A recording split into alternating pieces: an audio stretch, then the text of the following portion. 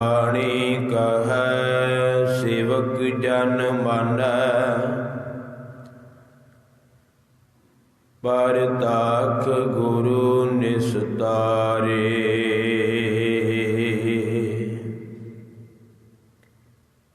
ਪਰਮ ਸਨਮਾਨਯੋਗ ਗੁਰਤਾ ਗੱਦੀ ਤੇ ਸੁਭਾਏਮਾਨ ਚਾਵਰ ਸ਼ਾਦਰ ਤਖਤ ਜੀ ਦੇ ਮਾਲਕ ਯਹਰਾਜ ਹੂਰ ਹਾਜਰਾ ਹਜੂਰ, ਦਸਾਂ ਪਾਤਸ਼ਾਹੀਆਂ ਦੇ ਆਤਮਿਕ ਸਵਰੂਪ। ਧੰਨ ਧੰਨ ਧੰਨ ਸਾਹਿਬ ਸਤਿਗੁਰੂ ਸ੍ਰੀ ਗੁਰੂ ਗ੍ਰੰਥ ਸਾਹਿਬ ਮਹਾਰਾਜ ਜੀ ਦੀ ਪਾਵਨ ਪਵਿੱਤਰ ਹਾਜ਼ੂਰੀ ਅੰਦਰ ਧੰਨ ਧੰਨ ਬਾਬਾ ਭਾਈ ਝਾੜੂ ਸਾਹਿਬ ਜੀ ਦੇ ਪਵਿੱਤਰ ਅਸਥਾਨਾਂ ਤੇ ਸਤ ਸੰਗਤ ਰੂਪ ਹੋ ਕਰਕੇ ਹਾਜ਼ਰੀਆਂ ਭਰ ਰਹੇ ਗੁਰੂ ਪਿਆਰਿਓ, ਗੁਰੂ ਸਵਾਰਿਓ, ਵਡਭਾਗੇ ਹੋ। ਸਤ ਸੰਗਤ ਦੀਆਂ ਘੜੀਆਂ ਪ੍ਰਾਪਤ ਹੋ ਰਹੀਆਂ ਨੇ। ਅੰਮ੍ਰਿਤ ਵੇਲੇ ਤੋਂ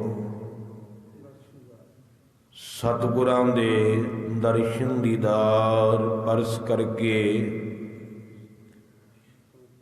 ਅੰਮ੍ਰਿਤਮਈ ਪੰਜਾਂ ਬਾਣੀਆਂ ਦੇ ਨਿਤਨੇਮ ਸਰਵਣ ਕਰਕੇ ਅਤੇ ਅੰਮ੍ਰਿਤਮਈ ਗੁਰਬਾਣੀ ਆਸਾ ਕੀ ਵਾਰ ਦਾ ਕੀਰਤਨ ਸਰਵਣ ਕਰਕੇ ਆਪਣੇ ਜੀਵਨ ਨੂੰ ਸਵਾਰਨ ਦਾ ਯਤਨ ਕਰ ਰਹੇ ਸੀ। ਵਡਭਾਗੇ ਹੋ।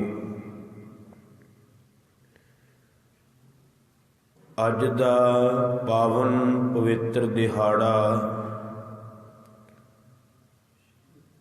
ਸਤਿਗੁਰੂ ਸ੍ਰੀ ਗੁਰੂ ਨਾਨਕ ਦੇਵ ਪਾਤਸ਼ਾਹ ਮਹਾਰਾਜ ਜੀ ਦੇ 7ਵੇਂ ਸਵਰੂਪ ਧੰਨ ਧੰਨ ਧੰਨ ਸਾਹਿਬ ਸਤਿਗੁਰੂ ਸ੍ਰੀ ਗੁਰੂ ਹਰਿਰਾਏ ਪਾਤਸ਼ਾਹ ਜੀ ਦਾ ਪ੍ਰਕਾਸ਼ ਪੁਰਬ ਦਿਹਾੜਾ ਹੈ। ਸਭ ਤੋਂ ਪਹਿਲਾਂ ਸਮੂਹ ਸੰਗਤਾਂ ਨੂੰ ਸਤਿਗੁਰਾਂ ਦੇ ਪ੍ਰਕਾਸ਼ ਪੁਰਬ ਦਿਹਾੜੇ ਦੀਆਂ ਲੱਖ ਲੱਖ ਵਧਾਈਆਂ ਹੋਣ। ਅੱਜ ਦੇ ਦੀਵਾਨ ਅੰਦਰ ਆਪਾਂ ਸਤਿਗੁਰੂ 7ਵੇਂ ਪਾਤਸ਼ਾਹ ਸ੍ਰੀ ਗੁਰੂ ਹਰਿਰਾਏ ਪਾਤਸ਼ਾਹ ਜੀ ਦਾ ਪਾਵਨ ਜੀਵਨ ਸਰਵਣ ਕਰਨਾ ਹੈ। ਆਓ ਸਤਿਗੁਰਾਂ ਦੇ ਪਾਵਨ ਜੀਵਨ ਨੂੰ ਸਰਵਣ ਕਰਨ ਤੋਂ ਪਹਿਲਾਂ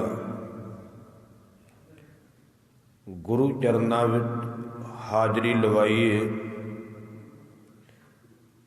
ਅਤੇ ਸਤਿਗੁਰਾਂ ਦਾ ਜੋ ਸੱਚਾ ਤੇ ਸੁੱਚਾ ਅਸੂਲ ਗੁਰਮਤਿ ਦਾ ਹੈ ਉਸ ਹੁਕਮ ਨੂੰ ਮੰਨ ਕਰਕੇ ਵਡਭਾਗੀ ਬਣੀਏ। ਸਮੂਹ ਸੰਗਤਾਂ ਦੋਵੇਂ ਹੱਥ ਜੋੜ ਕਰਕੇ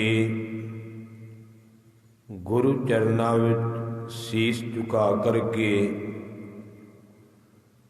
ਗੱਜ ਕਰਕੇ ਫਤਿਹ ਬੁਲਾਓ। ਆਖੋ ਜੀ ਵਾਹਿਗੁਰੂ ਜੀ ਕਾ ਖਾਲਸਾ, ਵਾਹਿਗੁਰੂ ਜੀ ਕੀ ਫਤਿਹ। ਅਕਾਲ ਪੁਰਖ ਵਾਹਿਗੁਰੂ ਪਰਮੇਸ਼ਰ ਜੀ ਨੇ ਸੰਸਾਰ ਦੇ ਭਲੇ ਵਾਸਤੇ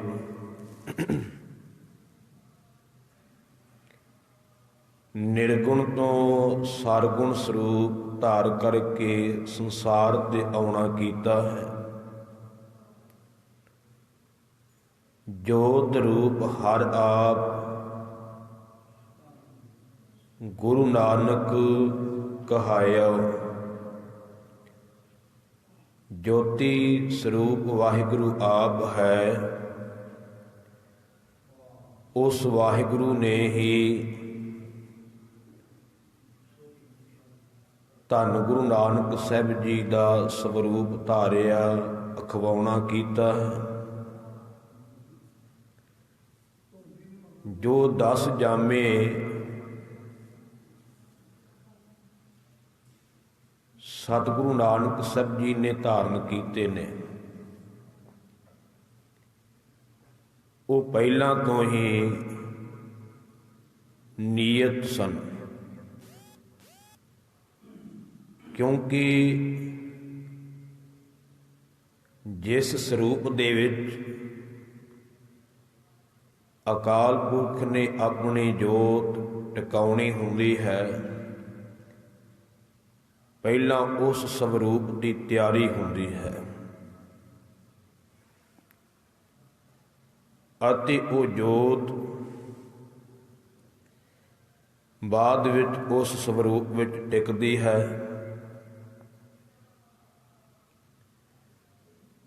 ਤੇ ਜੋਤ ਇੱਕੋ ਸੀ ਜੋ ਵਾਰ-ਵਾਰ ਸਰੂਪ ਬਦਲਦੀ ਗਈ।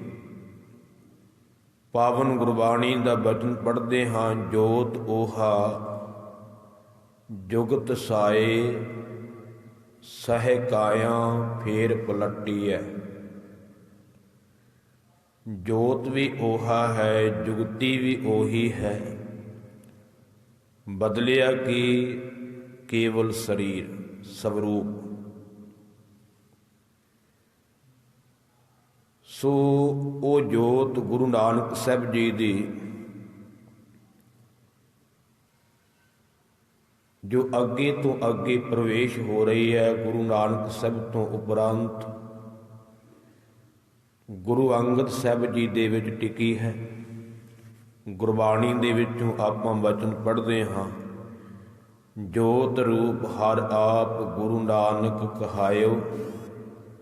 ਤਾਤੇ ਅੰਗਦ ਭਇਓ ਤਤ ਸਿਉ ਤਤ ਮਿਲਾਇਓ। ਤਿਸ ਗੁਰੂ ਨਾਨਕ ਸਾਹਿਬ ਤੋਂ ਗੁਰੂ ਅੰਗਦ ਸਾਹਿਬ ਬਣੇ।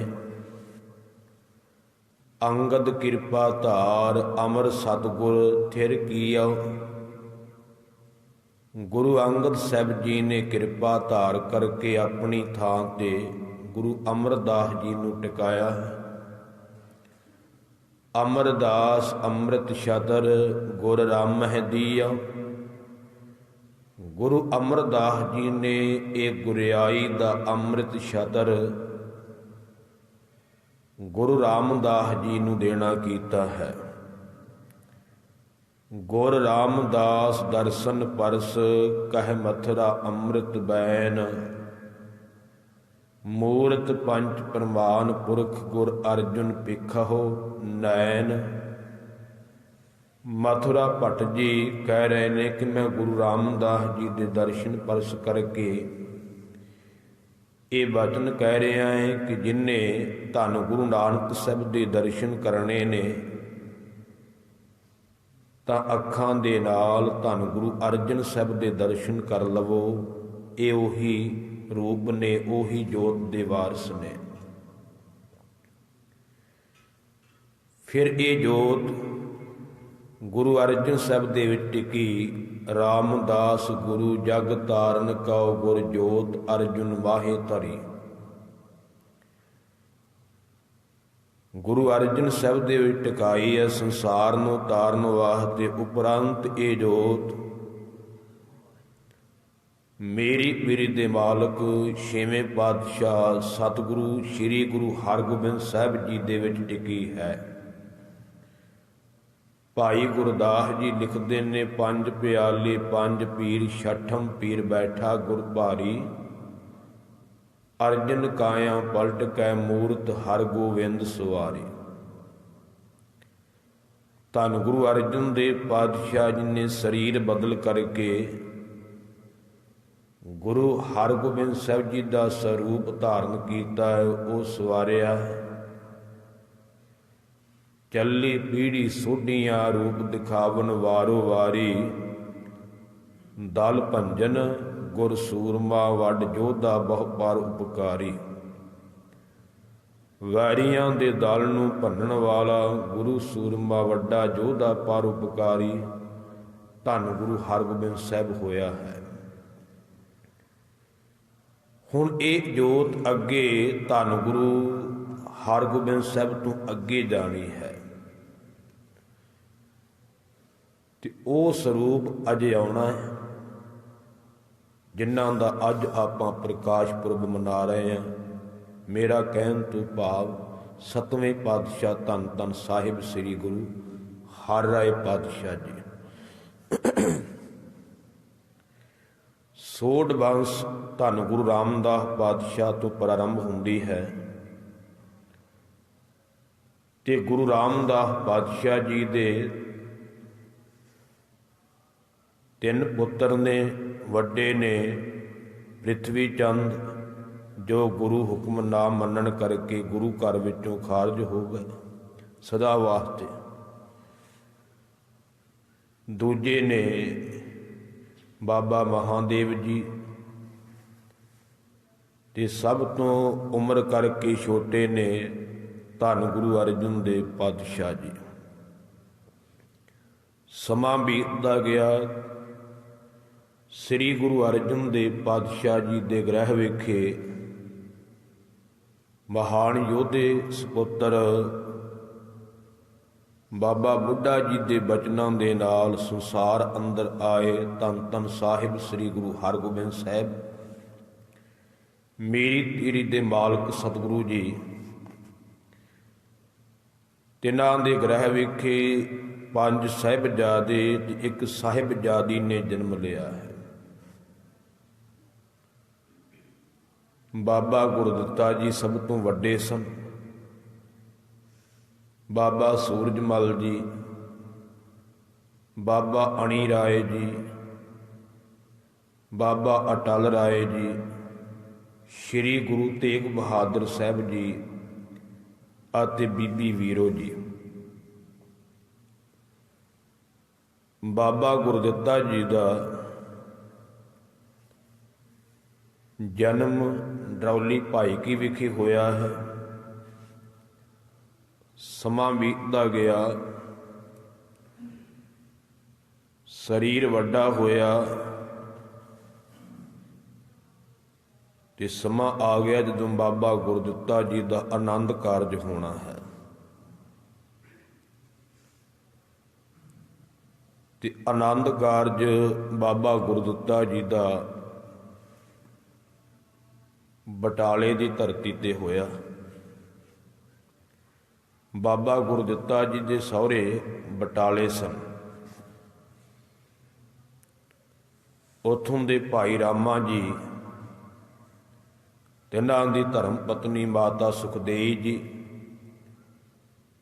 ਤਿੰਨਾਂ ਦੇ ਗ੍ਰਹਿ ਵਿਖੇ ਪੈਦਾ ਹੋਏ ਮਾਤਾ ਨਿਹਾਲ ਕੌਰ ਜੀ। ਮਾਤਾ ਨਿਹਾਲ ਕੌਰ ਜੀ ਦੇ ਨਾਲ ਬਾਬਾ ਗੁਰਦਿੱਤਾ ਜੀ ਦਾ ਆਨੰਦ ਕਾਰਜ ਹੋਇਆ ਹੈ। ਸਮਾਂ ਬੀਤਦਾ ਗਿਆ। ਬਾਬਾ ਗੁਰਦਿੱਤਾ ਜੀ ਦੇ ਗ੍ਰਹਿ ਵਿਖੇ 1 ਪੁੱਤਰ ਦਾ ਜਨਮ ਹੋਇਆ। ਸਤਿਗੁਰਾਂ ਨੂੰ ਆ ਕਰਕੇ ਸੁਨੇਹਾ ਦਿੱਤਾ ਗਿਆ ਕਿ ਪਾਤਸ਼ਾਹ ਜੀ ਤੁਹਾਡੇ ਘਰ ਵਿੱਚ ਪੋਤਰਾ ਆਇਆ ਹੈ। ਗਰੀਬ ਨਵਾਜ ਸਤਿਗੁਰੂ ਜੀ ਕੁਝ ਗੁਰਸਿੱਖਾਂ ਦੇ ਨਾਲ ਵੇਖਣ ਵਾਸਤੇ ਗਏ, ਤੇ ਜਦੋਂ ਤੱਕੇ ਆਏ ਸਤਿਗੁਰਾਂ ਨੇ ਇਹ ਵਚਨ ਕੀਤਾ ਹੈ ਕਿ ਤਾਇਆ ਜੀ ਫਿਰ ਆ ਗਏ। ਜਦੋਂ ਇਹ ਵਚਨ ਕੀਤਾ ਤੇ ਬਾਬਾ ਬਿਧੀ ਚੰਦ ਸਾਹਿਬ ਕੋਲ ਸਨ। ਉਹਨਾਂ ਨੇ ਬੇਨਤੀ ਕੀਤੀ, ਸੱਚੇ ਪਾਤਸ਼ਾਹ ਸਮਝ ਨਹੀਂ ਲੱਗੀ ਇਹ ਅਗੰਮੀ ਬਚਨ ਕੈਸਾ ਆਪ ਜੀ ਨੇ ਉਚਾਰਿਆ। ਤੁਸੀਂ ਕਹਿ ਰਹੇ ਹੋ ਕਿ ਤਾਇਆ ਜੀ ਫਿਰ ਆ ਗਏ। ਸਤਿਗੁਰੂ ਪਾਤਸ਼ਾਹ ਕਹਿਣ ਲੱਗੇ, ਬਾਬਾ ਬਿਧੀ ਚੰਦ ਜੀ, ਸਾਡੇ ਤਾਇਆ ਜੀ ਸਨ ਪ੍ਰਿਥਵੀ ਚੰਦ, ਜਿਨ੍ਹਾਂ ਨੇ ਸਾਨੂੰ ਮਾਰਨ ਵਾਸਤੇ 4 ਵਾਰ ਹੱਲਾ ਬੋਲਿਆ। ਸਾਡੇ ਪਿਤਾ ਜੀ ਨੂੰ ਸ਼ਹੀਦ ਕਰਾਉਣ ਵਿੱਚ ਵੀ ਉਹਨਾਂ ਨੇ ਪੂਰਾ ਜ਼ੋਰ ਲਾਇਆ ਅਤੇ ਹੋਰ ਵੀ ਕਈ ਖੋਟੇ ਕਰਮ ਕੀਤੇ, ਤੇ ਤਾਇਆ ਜੀ ਫਿਰ ਆ ਗਏ ਦਾ ਭਾਵ ਇਹ ਹੈ ਕਿ ਇਹ ਵੀ ਉਹੋ ਜਿਹੇ ਕੰਮ ਕਰੇਗਾ। ਸਤਿਗੁਰਾਂ ਨੇ ਪਹਿਲਾਂ ਹੀ ਬਚਨ ਕਰ ਦਿੱਤੇ ਸਨ ਕਿ ਇਹ ਵੀ ਉਹੀ ਰੂਹ ਹੈ, ਇਹਦੇ ਵੀ ਕਰਮ ਉਹੋ ਜਿਹੇ ਹੋਣਗੇ, ਗੁਰੂ ਨਾਨਕ ਦੇ ਘਰ ਨਾਲ ਇਹਦੀ ਨਿਭਣੀ ਨਹੀਂ। ਸਮਾਂ ਬੀਤਦਾ ਗਿਆ।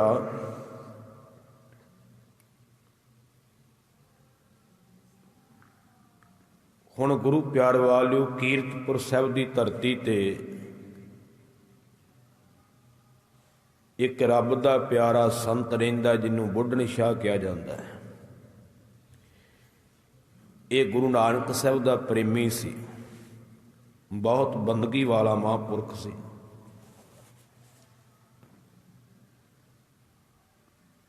ਤੇ ਇੱਕ ਵਾਰ ਗੁਰੂ ਨਾਨਕ ਸਾਹਿਬ ਦੇ ਨਾਲ ਮਿਲਾਪ ਹੋਇਆ ਤੇ ਇਸ ਨੇ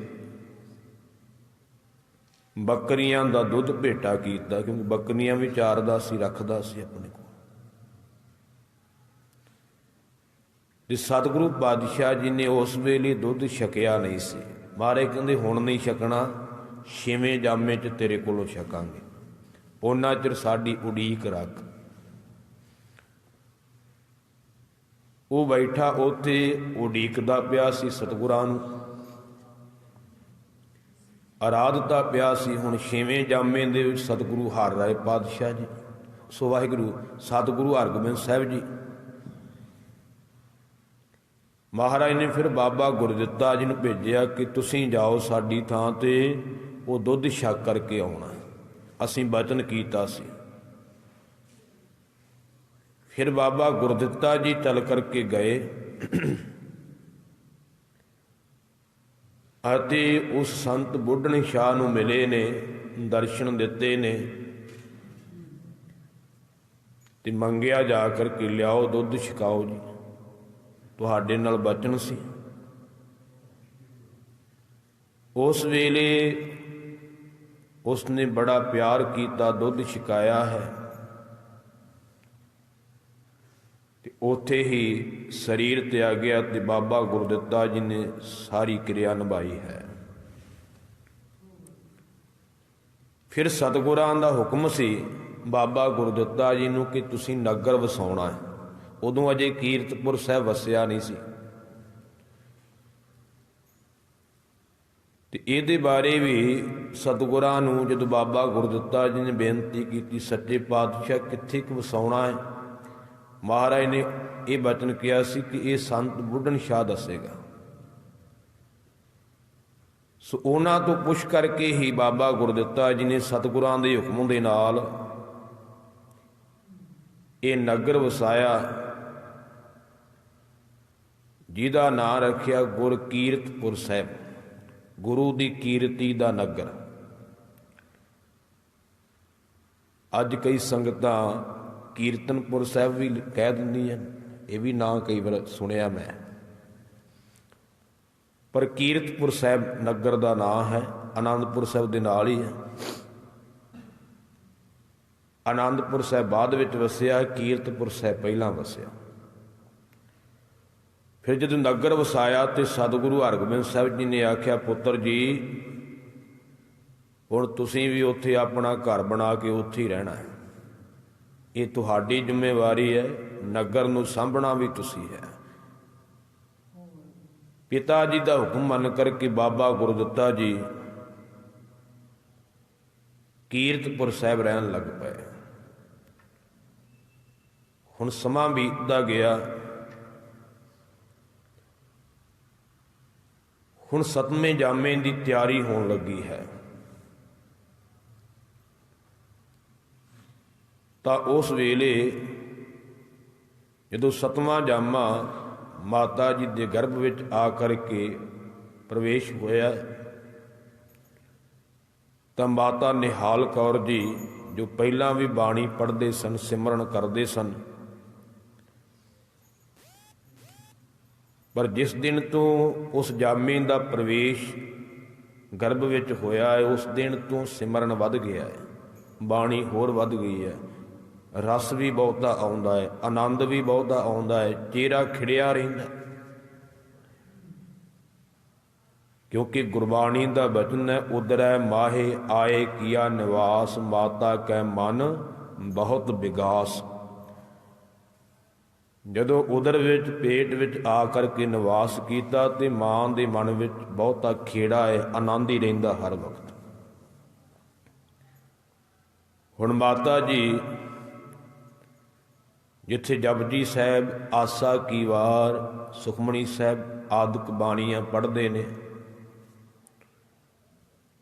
ਉੱਥੇ ਹੋਰ ਬਾਣੀਆਂ ਵੀ ਪੜ੍ਹਦੇ ਨੇ ਤੇ ਮੂਲ ਮੰਤਰ ਗੁਰ ਮੰਤਰ ਦਾ ਅਭਿਆਸ ਤਾਂ ਹਰ ਵਕਤ ਕਰਦੇ ਰਹਿੰਦੇ ਨੇ। ਹੁਣ ਸਮਾਂ ਬੀਤਦਾ ਗਿਆ ਤੇ ਗੁਰੂ ਪਿਆਰ ਵਾਲਿਓ ਉਹ ਦਿਨ ਆ ਗਿਆ, 9 ਮਹੀਨੇ ਪੂਰੇ ਹੋ ਗਏ, 10ਵਾਂ ਚੜ੍ਹਿਆ। ਗੁਰਬਾਣੀ ਦਾ ਬਚਨ, ਦਸੀਂ ਮਾਸੀ ਹੁਕਮ ਬਾਲਕ ਜਨਮ ਲਿਆ। 9 ਮਹੀਨਿਆਂ ਤੋਂ ਬਾਅਦ 10ਵੇਂ ਮਹੀਨੇ ਵਿੱਚ ਬਾਲਕ ਦਾ ਜਨਮ ਹੁੰਦਾ ਹੈ। ਫਿਰ ਬਾਬਾ ਗੁਰਦਿੱਤਾ ਜੀ ਦੇ ਗ੍ਰਹਿ ਵਿਖੇ ਮਾਤਾ ਨਿਹਾਲ ਕੌਰ ਦੀ ਕੁੱਖੋਂ 1687 ਬਿਕਰਮੀ ਮਾਘ ਸੁਦੀ 14, ਮਾਘ ਸੁਦੀ 14 ਭਾਵ ਕਿ ਮਾਘ ਦੀ ਮੱਸਿਆ ਤੋਂ 14 ਦਿਨ ਬਾਅਦ, ਮੱਸਿਆ ਤੋਂ ਬਾਅਦ 14ਵੇਂ ਦਿਨ ਮਾਘ ਸੁਦੀ 14, 5 ਫਰਵਰੀ 1630 ਈਸਵੀ ਨੂੰ ਕੀਰਤਪੁਰ ਸਾਹਿਬ ਦੀ ਪਾਵਨ ਧਰਤੀ ਤੇ ਅੱਜ ਦੇ ਦਿਨ 7ਵੇਂ ਪਾਤਸ਼ਾਹ ਧੰਨ ਗੁਰੂ ਹਰਿ ਰਾਇ ਪਾਤਸ਼ਾਹ ਜੀ ਦਾ ਪ੍ਰਕਾਸ਼ ਹੋਇਆ ਹੈ। ਵਧਾਈਆਂ ਮਿਲ ਲੱਗੀਆਂ ਨਗਰ ਦੇ ਵਿੱਚ। ਉਸੇ ਵੇਲੇ ਬਾਬਾ ਗੁਰਦਿੱਤਾ ਜੀ ਨੇ ਇੱਕ ਸਿੱਖ ਨੂੰ ਕੀਰਤਪੁਰ ਸਾਹਿਬ ਤੋਂ ਧੰਨ ਗੁਰੂ ਹਰਗੋਬਿੰਦ ਸਾਹਿਬ ਦੇ ਚਰਨਾਂ ਵਿੱਚ ਸ੍ਰੀ ਅੰਮ੍ਰਿਤਸਰ ਸਾਹਿਬ ਭੇਜਿਆ ਕਿ ਜਾਓ ਸਤਿਗੁਰਾਂ ਨੂੰ ਜਾ ਕਰਕੇ ਵਧਾਈ ਦਿਓ ਵੀ ਤੁਹਾਡੇ ਘਰ ਵਿੱਚ ਪੋਤਰਾ ਆਇਆ ਹੈ। ਸਿੱਖ ਚੱਲ ਕਰਕੇ ਸ੍ਰੀ ਅੰਮ੍ਰਿਤਸਰ ਸਾਹਿਬ ਦੀ ਪਾਵਨ ਧਰਤੀ ਤੇ ਆਇਆ, ਆ ਸਤਿਗੁਰਾਂ ਨੂੰ ਮੱਥਾ ਟੇਕਿਆ ਅਤੇ ਸਤਿਗੁਰੂ ਪਾਤਸ਼ਾਹ ਮਹਾਰਾਜ ਨੂੰ ਆ ਕਰਕੇ ਵਧਾਈ ਦਿੱਤੀ ਹੈ ਵੀ ਸਤਿਗੁਰੂ ਪਾਤਸ਼ਾਹ ਜੀ ਤੁਹਾਡੇ ਘਰ ਵਿੱਚ ਪੋਤਰੇ ਦਾ ਜਨਮ ਹੋਇਆ। ਸਤਿਗੁਰੂ ਪਾਤਸ਼ਾਹ ਬਹੁਤ ਪ੍ਰਸੰਨ ਹੋਏ ਅਤੇ ਉਸ ਸਿੱਖ ਨੂੰ ਬਹੁਤ ਕੁਝ ਬਖਸ਼ਿਆ। ਜਿਨ੍ਹਾਂ ਖਬਰ ਦਿੱਤੀ ਨਾ ਆ ਕਰਕੇ ਖੁਸ਼ੀ ਦੀ, ਉਸ ਸਿੱਖ ਨੂੰ ਸੋਹਣੇ ਬਸਤਰ, ਧਨ ਦੌਲਤ ਤਾਂ ਦਿੱਤਾ ਹੀ ਹੈ, ਉਸ ਗੁਰਸਿੱਖ ਦਾ ਜੰਮਣਾ ਮਰਨਾ ਵੀ ਕੱਟ ਦਿੱਤਾ। ਐਸੀਆਂ ਬਖਸ਼ਿਸ਼ਾਂ ਖੁਸ਼ੀ ਵਿੱਚ ਆ ਕਰਕੇ ਮਹਾਰਾਜ ਨੇ ਕੀਤੀਆਂ ਨੇ। ਤੇ ਬਾਬਾ ਗੁਰਦਿੱਤਾ ਜੀ ਨੇ ਇੱਕ ਚਿੱਠੀ ਵੀ ਉਸ ਗੁਰਸਿੱਖ ਦੇ ਹੱਥ ਲਿਖ ਕਰਕੇ ਭੇਜੀ ਸੀ, ਜਿਹਦੇ ਵਿੱਚ ਲਿਖਿਆ ਸੀ ਕਿ ਆਪ ਜੀ ਦੇ ਘਰ ਵਿੱਚ ਪੋਤਰਾ ਆਇਆ, ਆਪ ਜੀ ਨੂੰ ਵਧਾਈਆਂ ਹੋਣ। ਤੇ ਨਾਲ ਬਚਨ ਕੀਤਾ, ਮਹਾਰਾਜ ਆਪ ਕਿਰਪਾ ਕਰਕੇ ਆਓ ਤੇ ਆਪਣੇ ਪੋਤਰੇ ਦਾ ਨਾਂ ਰੱਖੋ। ਹੁਣ ਸਤਿਗੁਰੂ ਹਰਿ ਰਾਇ ਸਾਹਿਬ ਜੀ ਦਾ ਜਦੋਂ ਪ੍ਰਕਾਸ਼ ਹੋਇਆ ਤੇ ਦੋਨਾਂ ਥਾਵਾਂ ਤੇ ਖੁਸ਼ੀਆਂ ਮਨਾਈਆਂ ਗਈਆਂ। ਇੱਕ ਤਾਂ ਕੀਰਤਪੁਰ ਸਾਹਿਬ ਦੀ ਧਰਤੀ ਤੇ ਬਾਬਾ ਗੁਰਦਿੱਤਾ ਜੀ, ਮਾਤਾ ਨਿਹਾਲ ਕੌਰ ਜੀ ਜੋ ਸਤਿਗੁਰੂ ਹਰਿਰਾਏ ਸਾਹਿਬ ਜੀ ਦੇ ਮਾਤਾ ਪਿਤਾ ਜੀ ਨੇ, ਉਹਨਾਂ ਨੇ ਖੁਸ਼ੀਆਂ ਮਨਾਈਆਂ ਨੇ, ਸੰਗਤ ਨੇ ਖੁਸ਼ੀਆਂ ਮਨਾਈਆਂ ਨੇ। ਇੱਧਰ ਸਤਿਗੁਰੂ ਪਾਤਸ਼ਾਹ ਗੁਰੂ ਹਰਗੋਬਿੰਦ ਸਾਹਿਬ ਨੇ ਖੁਸ਼ੀਆਂ ਮਨਾਈਆਂ ਅੰਮ੍ਰਿਤਸਰ ਸਾਹਿਬ ਦੀ ਪਾਵਨ ਧਰਤੀ ਤੇ। ਉਸੇ ਵੇਲੇ ਗੁਰਸਿੱਖਾਂ ਨੂੰ ਨਾਲ ਲੈ ਕਰਕੇ ਸੱਚਖੰਡ ਸ੍ਰੀ ਹਰਿਮੰਦਰ ਸਾਹਿਬ ਗਏ ਨੇ ਤੇ ਜਾ ਕਰਕੇ ਸ਼ੁਕਰਾਨੇ ਦੀ ਅਰਦਾਸ ਕਰਵਾਈ ਹੈ। ਤੇ ਗੁਰੂ ਪਿਆਰ ਵਾਲਿਓ ਫਿਰ ਦੀਵਾਨ ਸਜਾਇਆ ਤੇ ਗੁਰੂ ਘਰ ਦੀ ਮਰਿਆਦਾ ਮੁਤਾਬਕ ਸੋ ਗੁਰਬਾਣੀ ਦੇ ਸ਼ਬਦਾਂ ਦਾ ਕੀਰਤਨ ਹੋਇਆ ਹੈ। ਉਦਰੈ ਮਾਹੇ ਆਏ ਕੀਆ ਨਿਵਾਸ, ਮਾਤਾ ਕੈ ਮਨ ਬਹੁਤ ਵਿਗਾਸ। ਇਹਨਾਂ ਸ਼ਬਦਾਂ ਦਾ ਪਰਮੇਸ਼ਰ ਦਿੱਤਾ ਬੰਨਾ, ਦੁੱਖ ਰੋਗ ਕਾ ਡੇਰਾ ਭੰਨਾ। ਆਨੰਦ ਕਰੇ ਨਰ ਨਾਰੀ, ਹਰ ਹਰ ਪ੍ਰਭ ਕਿਰਪਾ ਧਾਰੀ। ਇਹਨਾਂ ਸ਼ਬਦਾਂ ਦਾ ਕੀਰਤਨ ਹੋਇਆ ਹੈ, ਖੁਸ਼ੀਆਂ ਮਨਾਈਆਂ ਗਈਆਂ ਨੇ। ਦੋਨਾਂ ਥਾਵਾਂ ਤੇ ਖੁਸ਼ੀਆਂ ਮਨਾਈਆਂ ਜਾ ਰਹੀਆਂ। ਫਿਰ ਸਤਿਗੁਰੂ ਗਰੀਬ ਨਵਾਜ ਪਾਤਸ਼ਾਹ ਜੀ ਚੱਲ ਕਰਕੇ ਕੀਰਤਪੁਰ ਸਾਹਿਬ ਵੀ ਗਏ ਨੇ ਅਤੇ ਸਤਿਗੁਰੂ ਹਰਿਰਾਏ ਪਾਤਸ਼ਾਹ ਜੀ ਦੇ ਦਰਸ਼ਨ ਕੀਤੇ ਨੇ। ਮਹਾਰਾਜ ਨੇ ਉਸ ਵੇਲੇ ਨਾਂ ਰੱਖਿਆ ਹੈ ਹਰਿ ਰਾਏ। ਹਰ ਦਾ ਅਰਥ ਪਰਮੇਸ਼ਰ ਹੈ ਤੇ ਰਾਏ ਦਾ ਅਰਥ ਪ੍ਰਕਾਸ਼, ਰਾਜਾ ਇਤਿਆਦਿਕ ਹੁੰਦੇ ਨੇ ਵੀ ਪਰਮੇਸ਼ਰ ਦਾ ਰੂਪ ਹੀ ਪ੍ਰਕਾਸ਼ ਹੋਇਆ ਹੈ। ਤੇ ਸਤਿਗੁਰੂ ਜੀ ਮੁਸਕਰਾਏ ਨੇ ਤੇ ਬੜਾ ਸਨਮਾਨ ਦਿੱਤਾ ਹੈ, ਕਿਉਂਕਿ ਪਾਤਸ਼ਾਹ ਜੀ ਨੂੰ ਪਤਾ ਹੈ ਕਿ ਜਿਹਨੇ ਸਾਡੇ ਤੋਂ ਬਾਅਦ ਗੁਰਤਾ ਗੱਦੀ ਦੇ ਮਾਲਕ ਬਣਨਾ, ਜਿਹਦੇ ਵਿੱਚ ਅਸੀਂ ਜੋਤ ਟਿਕਾਉਣੀ ਆ, ਉਹ ਸਵਰੂਪ ਹੁਣ ਆ ਗਿਆ। ਸਮਾਂ ਬੀਤਦਾ ਗਿਆ। ਸਤਿਗੁਰੂ ਹਰਿਰਾਏ ਪਾਤਸ਼ਾਹ ਜੀ ਦਾ ਸੁਭਾਅ ਪਹਿਲਾਂ ਤੋਂ ਲੈ ਕਰਕੇ ਹੀ ਬੜਾ ਹੀ ਗੁਰਮੁਖ ਸੁਭਾਅ ਹੈ। ਬਹੁਤੀਆਂ ਗੱਲਾਂ ਨਹੀਂ ਕਰਨੀਆਂ, ਵਿਚਰਨਾ ਨਹੀਂ, ਖੇਡਣਾ ਨਹੀਂ। ਉਹਨਾਂ ਕਰਨੀ ਵਾਲੇ ਗੁਰਸਿੱਖਾਂ ਦੇ ਕੋਲ ਬੈਠਣਾ, ਜਿਨ੍ਹਾਂ ਦਾ ਬੜਾ ਉੱਚਾ ਸੁੱਚਾ ਜੀਵਨ, ਉਹਨਾਂ ਦੇ ਕੋਲੋਂ ਗੁਰਬਾਣੀ ਦੇ ਅਰਥ ਸੁਣਨੇ, ਉਹਨਾਂ ਦੇ ਕੋਲੋਂ ਸਤਿਗੁਰਾਂ ਦੇ ਜੀਵਨ ਦੀਆਂ ਘਟਨਾਵਾਂ ਸੁਣਨੀਆਂ, ਸਾਖੀਆਂ ਸੁਣਨੀਆਂ, ਇਹ ਪਹਿਲਾਂ ਤੋਂ ਲੈ ਕਰਕੇ ਸੁਭਾਅ ਸੀ। ਸਮਾਂ ਬੀਤਦਾ ਗਿਆ ਤੇ ਬੜਾ ਵੈਰਾਗ ਤੇ ਤਿਆਗ ਵਾਲਾ ਸੁਭਾਅ ਧੰਨ ਗੁਰੂ ਹਰਿਰਾਏ ਪਾਤਸ਼ਾਹ ਜੀ ਦਾ। ਅਤੇ ਜਦੋਂ ਦਾਦਾ ਸਤਿਗੁਰੂ ਜੀ ਦੇ ਚਰਨਾਂ ਵਿੱਚ ਆਉਣਾ, ਅੱਖ ਚੁੱਕ ਕਰਕੇ ਉੱਪਰ ਨਹੀਂ ਵੇਖਣਾ। ਇੰਨਾ ਭੈ ਮਨ ਦੇ ਵਿੱਚ ਹੋਣਾ ਕਿ ਨੀਵੀਂ ਨਿਗਾਹ ਕਰਕੇ ਬੜੇ ਅਦਬ ਨਾਲ ਦੂਰੋਂ ਹੀ ਸੀਸ ਝੁਕਾ ਕਰਕੇ ਫਿਰ ਗੁਰੂ ਹਰਗੋਬਿੰਦ ਸਾਹਿਬ ਦੇ ਚਰਨਾਂ ਵਿੱਚ ਆਉਣਾ, ਆ ਕਰਕੇ ਮੱਥਾ ਟੇਕਣਾ। ਸਤਿਗੁਰੂ ਹਰਗੋਬਿੰਦ ਸਾਹਿਬ ਜੀ ਨੇ ਪਿਆਰ ਕਰਨਾ ਤੇ ਕੋਲ ਹੀ ਸਿੰਘਾਸਨ ਤੇ ਬਿਠਾ ਲੈਣਾ। ਸਮਾਂ ਬੀਤਦਾ ਗਿਆ। ਹੁਣ ਜਿਹੜੇ ਵੱਡੇ ਭਰਾ ਸਨ ਗੁਰੂ ਹਰਿਰਾਏ ਸਾਹਿਬ ਜੀ ਦੇ, ਉਹਨਾਂ ਦਾ ਨਾਂ ਹੈ ਧੀਰਮਲ। ਉਹਦਾ ਗੁਰੂ ਘਰ ਵਿੱਚ ਰਲਿਆ ਨਹੀਂ। ਸਤਿਗੁਰਾਂ ਨੇ ਪਹਿਲਾਂ ਹੀ ਬਚਨ ਕੀਤਾ ਸੀ, ਜੋ ਆਪ ਜੀ ਨੂੰ ਹੁਣੇ ਸਰਵਣ ਕਰਵਾਇਆ। ਉਹਦੇ ਮੁਤਾਬਕ ਧੀਰਮਲ ਨੇ ਜਿੰਨੇ ਵੀ ਕਰਮ ਕੀਤੇ ਉਹ ਗੁਰੂ ਘਰ ਦੇ ਉਲਟ ਕੀਤੇ ਨੇ। ਇਤਿਹਾਸਕਾਰਾਂ ਦੀ ਲਿਖਤ ਮੁਤਾਬਕ ਧੀਰਮਲ ਸਤਿਗੁਰੂ ਹਰਗੋਬਿੰਦ ਸਾਹਿਬ ਜੀ ਦੇ ਹੁੰਦਿਆਂ ਹੀ ਗੁਰੂ ਬਣ ਕਰਕੇ ਬੈਠਾ ਸੀ। ਆਪਣੇ ਆਪ ਨੂੰ ਮੱਥੇ ਟਿਕਾਉਣ ਲੱਗ ਪਿਆ, ਚੰਦੋਆ ਆਪਣੇ ਸਿਰ ਤੇ ਲਵਾ ਲਿਆ, ਸਿੰਘਾਸਣ ਤੇ ਬੈਠਾ, ਚੌਰ ਸਾਹਿਬ ਕਰਵਾਉਣ ਲੱਗ ਪਿਆ। ਮਹਾਰਾਜ ਨੇ ਸਮਝਾਇਆ ਪਰ ਨਾ ਸਮਝਿਆ।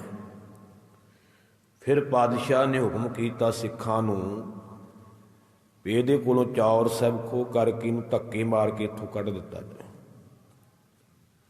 ਫਿਰ ਇਹਨੂੰ ਸਤਿਗੁਰਾਂ ਦੇ ਹੁਕਮ ਮੁਤਾਬਕ ਧੱਕੇ ਵੀ ਵੱਜੇ। ਇਹ ਫਿਰ ਕਰਤਾਰਪੁਰ ਸਾਹਿਬ ਰਹਿਣ ਲੱਗ ਪਿਆ। ਤੇ ਜਿਹੜਾ ਪਾਵਨ ਸਵਰੂਪ ਸ੍ਰੀ ਗੁਰੂ ਗ੍ਰੰਥ ਸਾਹਿਬ ਦਾ, ਉਹ ਪਾਵਨ ਸਰੂਪ ਵੀ ਬਾਅਦ ਵਿੱਚ ਧੀਰਮਲ ਕੋਲ ਰਿਹਾ ਹੈ। ਸਤਿਗੁਰਾਂ ਨੇ ਜੰਗ ਕੀਤੇ ਤੇ ਉਹਨਾਂ ਜੰਗਾਂ ਦੇ ਵਿੱਚ ਵੀ ਧੀਰਮਲ ਨੇ ਮੁਸਲਮਾਨਾਂ ਦਾ ਪੱਖ ਲਿਆ, ਮੁਗਲਾਂ ਦਾ ਪੱਖ ਲਿਆ, ਗੁਰੂ ਸਾਹਿਬ ਦੇ ਉਲਟ ਚੱਲਦਾ ਰਿਹਾ ਤੇ ਗੁਰੂ ਘਰ ਦੀਆਂ ਖਬਰਾਂ ਦਿੰਦਾ ਰਿਹਾ ਮੁਗਲਾਂ ਨੂੰ ਵੀ ਕਿਵੇਂ ਗੁਰੂ ਘਰ ਨੂੰ ਢਾਹ ਲੱਗੇ, ਭਾਵ ਕਿ ਗੁਰੂ ਘਰ ਦੇ ਉਲਟ ਰਿਹਾ। ਬਾਅਦ ਵਿੱਚ ਵੀ ਇਹ ਧੀਰਮਲ ਗੁਰੂ ਘਰ ਦੇ ਉਲਟ ਰਿਹਾ। ਰਾਮ ਰਾਏ ਦੇ ਨਾਲ ਰਲ ਕਰਕੇ ਵੀ ਇਹਨੇ ਕਈ ਖੋਟੇ ਕਰਮ ਕੀਤੇ ਤੇ ਸਭ ਤੋਂ ਵੱਡਾ ਖੋਟਾ ਕਰਮ ਇਹਨੇ ਧੰਨ ਗੁਰੂ ਤੇਗ ਬਹਾਦਰ ਸਾਹਿਬ ਦੇ ਵੇਲੇ ਕੀਤਾ ਹੈ ਕਿ ਜਦੋਂ ਮੱਖਣ ਸ਼ਾਹ ਲਵਾਣੇ ਨੇ ਸਤਿਗੁਰੂ ਤੇਗ ਬਹਾਦਰ ਪਾਤਸ਼ਾਹ ਜੀ ਨੂੰ ਪ੍ਰਗਟ ਕੀਤਾ ਹੈ, ਸੰਗਤ ਦੇ ਵਿੱਚ ਮਹਾਰਾਜ ਪ੍ਰਗਟ ਹੋਣਾ ਨਹੀਂ ਸੀ ਚਾਹੁੰਦੇ, ਪਰ ਗੁਰਸਿੱਖ ਦਾ ਹਿਰਦਾ ਵੀ ਪਰਉਪਕਾਰੀ ਹੈ ਕਿ ਸੰਗਤਾਂ ਪਖੰਡੀਆਂ ਦੇ ਪਿੱਛੇ ਡੁੱਬਦੀਆਂ ਪਈਆਂ ਨੇ, ਇਸ ਕਰਕੇ ਪੂਰੇ ਨੂੰ ਪ੍ਰਗਟ ਕਰਨਾ ਚਾਹੀਦਾ ਤਾਂ ਕਿ ਭਰਮ ਵਿੱਚ ਪਈਆਂ ਸੰਗਤਾਂ ਸਿੱਧੇ ਰਸਤੇ ਪੈ ਜਾਣ, ਉਹਨਾਂ ਦਾ ਭਲਾ ਹੋ ਸਕੇ। ਉਸ ਵੇਲੇ ਧੀਰਮਲ ਨੇ 2 ਵਾਰ ਗੁਰੂ ਤੇਗ ਬਹਾਦਰ ਸਾਹਿਬ ਜੀ ਦੇ ਉੱਪਰ ਗੋਲੀ ਚਲਾਈ। ਇੱਕ ਵਾਰ ਸਤਿਗੁਰੂ ਜੀ ਬਾਹਰ ਗਏ ਸਨ ਸੈਰ ਕਰਨ ਵਾਸਤੇ ਤੇ ਘੋੜੀ ਤੇ ਸਵਾਰ ਹੋ ਕਰਕੇ ਪਾਤਸ਼ਾਹ ਜੀ ਗਏ। ਸੂਰਜ ਡੁੱਬ ਗਿਆ ਸੀ, ਹਨੇਰਾ ਜਾ ਹੋ ਗਿਆ। ਧੀਰਮਲ ਦਾ ਮਸੰਦ ਸ਼ੀਹਾਂ ਪਹਿਲਾਂ ਹੀ ਕੁਝ ਬੰਦਿਆਂ ਨੂੰ ਲੈ ਕਰਕੇ ਬੈਠਾ ਸੀ ਵੀ ਇਸ ਰਸਤੇ ਆਉਣਾ ਹੈ। ਇਹਨਾਂ ਨੇ ਬੰਦੂਕਾਂ ਦਾ ਨਿਸ਼ਾਨਾ ਤੱਕ ਕਰਕੇ ਸਤਿਗੁਰਾਂ ਤੇ ਗੋਲੀ ਚਲਾਈ, ਪਰ ਸਤਿਗੁਰਾਂ ਦੇ ਗੋਲੀ ਲੱਗੀ ਕੋਈ ਨਾ। ਮਹਾਰਾਜ ਘਰੇ ਆ ਗਏ। ਫਿਰ ਇੱਥੇ ਹੀ ਬਸ ਨਹੀਂ, ਇਹਨਾਂ ਨੇ ਸਤਿਗੁਰਾਂ ਦੇ ਘਰ ਵਿੱਚ ਆ ਕਰਕੇ ਸਾਰਾ ਸਾਜੋ ਸਮਾਨ ਲੁੱਟ ਲਿਆ ਅਤੇ ਸਤਿਗੁਰੂ ਤੇਗ ਬਹਾਦਰ ਸਾਹਿਬ ਜੀ ਦੇ ਉੱਪਰ ਫੇਰ ਗੋਲੀ ਚਲਾਈ। ਘਰੇ ਆ ਗਏ। ਜੋ ਸਤਿਗੁਰਾਂ ਦੇ ਮੱਥੇ ਨੂੰ ਛੂਹ ਕਰਕੇ ਡਿੱਗ ਪਈ। ਹੁਣ ਅਕਾਲ ਪੁਰਖ ਸਰੂਪ ਸਨ, ਕੌਣ ਮਾਰ ਸਕਦਾ ਗੁਰੂ ਸਾਹਿਬ ਨੂੰ? ਇਹ ਤਾਂ ਆਪਣੀ ਮੌਜ ਹੈ ਮਹਾਰਾਜ ਦੀ ਜਦੋਂ ਸਰੀਰ ਤਿਆਗਣਾ ਹੁੰਦਾ। ਉਸ ਵੇਲੇ ਥੋੜਾ ਜਿਹਾ ਖੂਨ ਵੀ ਨਿਕਲਿਆ ਸੀ, ਪਰ ਸਤਿਗੁਰਾਂ ਨੇ ਫੇਰ ਵੀ ਆਖਿਆ ਸੀ ਕਿ ਧੀਰਮਲ ਤੇਰਾ ਭਲਾ ਹੋਵੇ, ਪਰ ਇਹ ਬਾਜ ਨਾ ਆਇਆ। ਆਖਰਕਾਰ ਇਹ ਫਿਰ ਸਦਾ ਵਾਸਤੇ ਪੰਥ ਵਿੱਚੋਂ ਛੇਕਿਆ ਗਿਆ। 10ਵੇਂ ਪਾਤਸ਼ਾਹ ਨੇ ਤੇ ਇਹ ਪੱਕਾ ਹੀ ਹੁਕਮ ਕਰ ਦਿੱਤਾ ਹੈ ਕਿ ਇਹਦੇ ਨਾਲ ਸੰਬੰਧ ਨਹੀਂ ਰੱਖਣਾ। ਅੱਜ ਵੀ ਜਦੋਂ ਅੰਮ੍ਰਿਤ ਸੰਚਾਰ ਹੁੰਦਾ, 5 ਪਿਆਰੇ ਸਹਿਬਾਨ ਅੰਮ੍ਰਿਤ ਸਾਨੂੰ ਛਕਾਉਂਦੇ ਨੇ ਤਾਂ ਉਹ ਸਾਨੂੰ ਬਕਾਇਦਾ ਸਿੱਖਿਆ ਦਿੰਦੇ ਨੇ ਕਿ ਧੀਰਮਲੀਆਂ ਨਾਲ ਸੰਬੰਧ ਨਹੀਂ ਰੱਖਣਾ। ਸੋ ਗੁਰੂ ਪਿਆਰ ਵਾਲਿਓ, ਇਹ ਤਾਂ ਗੁਰੂ ਘਰ ਵਿੱਚੋਂ ਖਾਰਜ ਹੋ ਗਿਆ। ਹੁਣ ਸਮਾਂ ਬੀਤਦਾ ਗਿਆ। ਧੰਨ ਗੁਰੂ ਹਰਿ ਰਾਏ ਪਾਤਸ਼ਾਹ ਜੀ ਹੁਕਮ ਵਿੱਚ ਰਹਿਣ ਵਾਲੇ ਨੇ। ਇੱਕ ਘਟਨਾ ਇਤਿਹਾਸ ਵਿੱਚ ਲਿਖੀ ਹੈ ਤੇ ਬੜੀ ਵੈਰਾਗਮਈ ਵੀ ਹੈ, ਬੜੀ ਗਹਿਰਾਈ ਵਾਲੀ ਵੀ ਹੈ ਕਿ ਕਿੰਨਾ ਕੁ ਹੁਕਮ ਸਤਿਗੁਰੂ ਹਰਿ ਰਾਏ ਸਾਹਿਬ ਜੀ, ਸਤਿਗੁਰੂ ਹਰਗੋਬਿੰਦ ਸਾਹਿਬ ਦਾ ਮੰਨਦੇ ਸਨ। ਇੱਕ ਵਾਰ ਧੰਨ ਗੁਰੂ ਹਰਗੋਬਿੰਦ ਸਾਹਿਬ ਜੀ ਬਾਗ ਦੀ ਸੈਰ ਕਰਨ ਵਾਸਤੇ ਚੱਲੇ। ਘੋੜੇ ਤੇ ਅਸਵਾਰ ਨੇ ਪਾਤਸ਼ਾਹ ਜੀ, ਨਾਲ ਹੋਰ ਗੁਰਸਿੱਖ ਭਾਈ ਬਿਧੀ ਚੰਦ ਵਰਗੇ, ਭਾਈ ਜੇਠਾ ਜੀ ਵਰਗੇ ਬ੍ਰਹਮ ਗਿਆਨੀ ਸਨ। ਬਾਗ ਦੇ ਬਾਰ-ਬਾਰ ਘੋੜੇ ਰੋਕ ਕਰਕੇ ਥੱਲੇ ਉਤਰੇ ਨੇ। ਪਾਤਸ਼ਾਹ ਜੀ ਬਾਗ ਵਿੱਚ ਤੁਰ ਪਏ। ਤੇ ਗੁਰੂ ਹਰਿਰਾਏ ਸਾਹਿਬ ਜੀ ਜਦੋਂ ਛੋਟੀ ਜੀ ਉਮਰ ਸੀ ਉਹ ਵੀ ਮਗਰੇ ਮਗਰ ਘੋੜੇ ਤੇ ਸਵਾਰ ਹੋ ਕਰਕੇ ਜ਼ਿਆਦਾਤਰ ਗੁਰੂ ਹਰਿਰਾਏ ਸਾਹਿਬ ਜੀ ਸਤਿਗੁਰੂ ਹਰਗੋਬਿੰਦ ਸਾਹਿਬ ਦੇ ਮਗਰ ਮਗਰ ਰਹਿੰਦੇ ਸਨ। ਘੋੜੇ ਤੋਂ ਉਤਰੇ ਨੇ, ਹੁਣ ਸਤਿਗੁਰੂ ਹਰਗੋਬਿੰਦ ਸਾਹਿਬ ਜੀ ਬੜੇ ਜਵਾਨ ਨੇ, ਬੜਾ ਉੱਚਾ ਲੰਮਾ ਕੱਦ ਪਾਤਸ਼ਾਹ ਦਾ, ਚਾਲ ਵੀ ਬੜੀ ਤੇਜ਼। ਹੁਣ ਗੁਰੂ ਹਰਿਰਾਏ ਸਾਹਿਬ ਜੀ ਛੋਟੇ ਜਿਹੇ ਨੇ, ਇਸ ਕਰਕੇ ਦੌੜੇ ਜਾ ਰਹੇ ਨੇ, ਭੱਜੇ ਜਾ ਰਹੇ ਨੇ ਕਿ ਨਾਲ ਮਿਲਣਾ ਹੈ। ਨਾਲ ਸੇਵਾਦਾਰ ਨੇ। ਬਾਗ ਦੇ ਵਿੱਚ ਤੁਰੇ ਜਾ ਰਹੇ ਗੁਰੂ ਹਰਗੋਬਿੰਦ ਸਾਹਿਬ, ਚਲਦਿਆਂ ਚਲਦਿਆਂ ਇੱਕ ਗੁਲਾਬ ਦਾ ਬੂਟਾ ਤੇ ਉਹਦੇ ਉੱਪਰ ਇੱਕ ਸੋਹਣਾ ਜਿਹਾ ਗੁਲਾਬ ਦਾ ਫੁੱਲ ਖਿੜਿਆ ਹੋਇਆ। ਜਿਹੜਾ ਵੀ ਉਸ ਨੂੰ ਵੇਖਦਾ ਹੈ ਉਹਦਾ ਮਨ ਮੋਹਿਆ ਜਾਂਦਾ ਹੈ। ਪਾਤਸ਼ਾਹ ਨੇ ਉਸ ਫੁੱਲ ਨੂੰ ਦੇਖਿਆ ਤੇ ਰੁਕ ਗਏ ਅਤੇ ਉੱਥੇ ਕਹਿਣ ਲੱਗੇ, ਇਹ ਦੇਖੋ ਇਸ ਫੁੱਲ ਤੇ ਕਿੰਨਾ ਸੋਹਣਾ ਖਿੜਾਓ ਹੈ, ਕਿੰਨਾ ਸੋਹਣਾ ਇਹ ਫੁੱਲ ਖਿੜਿਆ ਹੋਇਆ ਹੈ। ਕਰਤੇ ਦੀ ਕੁਦਰਤ ਕਿੰਨੀ ਆਨੰਦਮਈ ਹੈ, ਕਿੰਨੇ ਖੇੜੇ ਨੂੰ ਪੈਦਾ ਕਰਨ ਵਾਲੀ ਹੈ। ਉਸ ਫੁੱਲ ਤੇ ਦ੍ਰਿਸ਼ਟੀ ਪਾਈ ਹੈ। ਕੁਝ ਸਮਾਂ ਰੁਕੇ ਤੇ ਪਾਤਸ਼ਾਹ ਗੁਰੂ ਹਰਗੋਬਿੰਦ ਸਾਹਿਬ ਅੱਗੇ ਚਲੇ ਗਏ।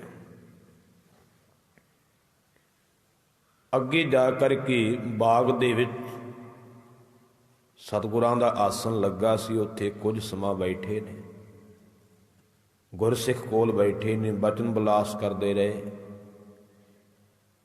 ਇੱਧਰ ਹੁਣ ਗੁਰੂ ਹਰਿਰਾਏ ਪਾਤਸ਼ਾਹ ਜੀ ਵੀ ਮਿਲਣ ਵਾਸਤੇ ਕਾਹਲੇ ਨੇ, ਛੇਤੀ ਛੇਤੀ ਦੌੜੇ ਆਉਂਦੇ ਨੇ। ਹਵਾ ਵਗਦੀ ਹੈ। 100 ਪੱਲਿਆਂ ਵਾਲਾ 100 ਕਲੀਆਂ ਵਾਲਾ ਚੋਲਾ ਗੁਰੂ ਹਰਿਰਾਏ ਸਾਹਿਬ ਜੀ ਸਰੀਰ ਤੇ ਪਹਿਨਦੇ ਸਨ। ਜਦੋਂ ਤੇਜ਼ੀ ਨਾਲ ਤੁਰਦੇ ਨੇ, ਹਵਾ ਵਗਦੀ ਹੈ ਕਿ ਚੋਲਾ ਉੱਡਦਾ ਹੈ। ਧਿਆਨ ਕੇਵਲ ਗੁਰੂ ਵਿੱਚ, ਹੋਰ ਆਸੇ ਪਾਸੇ ਨਹੀਂ ਕਿ ਕਿਹੜਾ ਫੁੱਲ ਲੱਗਾ ਤੇ ਕੀ ਲੱਗਾ, ਉਧਰ ਕੋਈ ਧਿਆਨ ਨਹੀਂ। ਤੁਰੇ ਜਾ ਰਹੇ ਨੇ ਤੇ ਜਦੋਂ ਹੁਣ ਤੁਰੇ ਜਾ ਰਹੇ ਆ ਤੇ ਉਹ ਜਿਹੜਾ ਫੁੱਲ ਖਿੜਿਆ ਹੋਇਆ ਚੋਲੇ ਦੀ ਕੰਨੀ ਉਸ ਟਾਹਣੀ ਨਾਲ ਅੜ ਗਈ।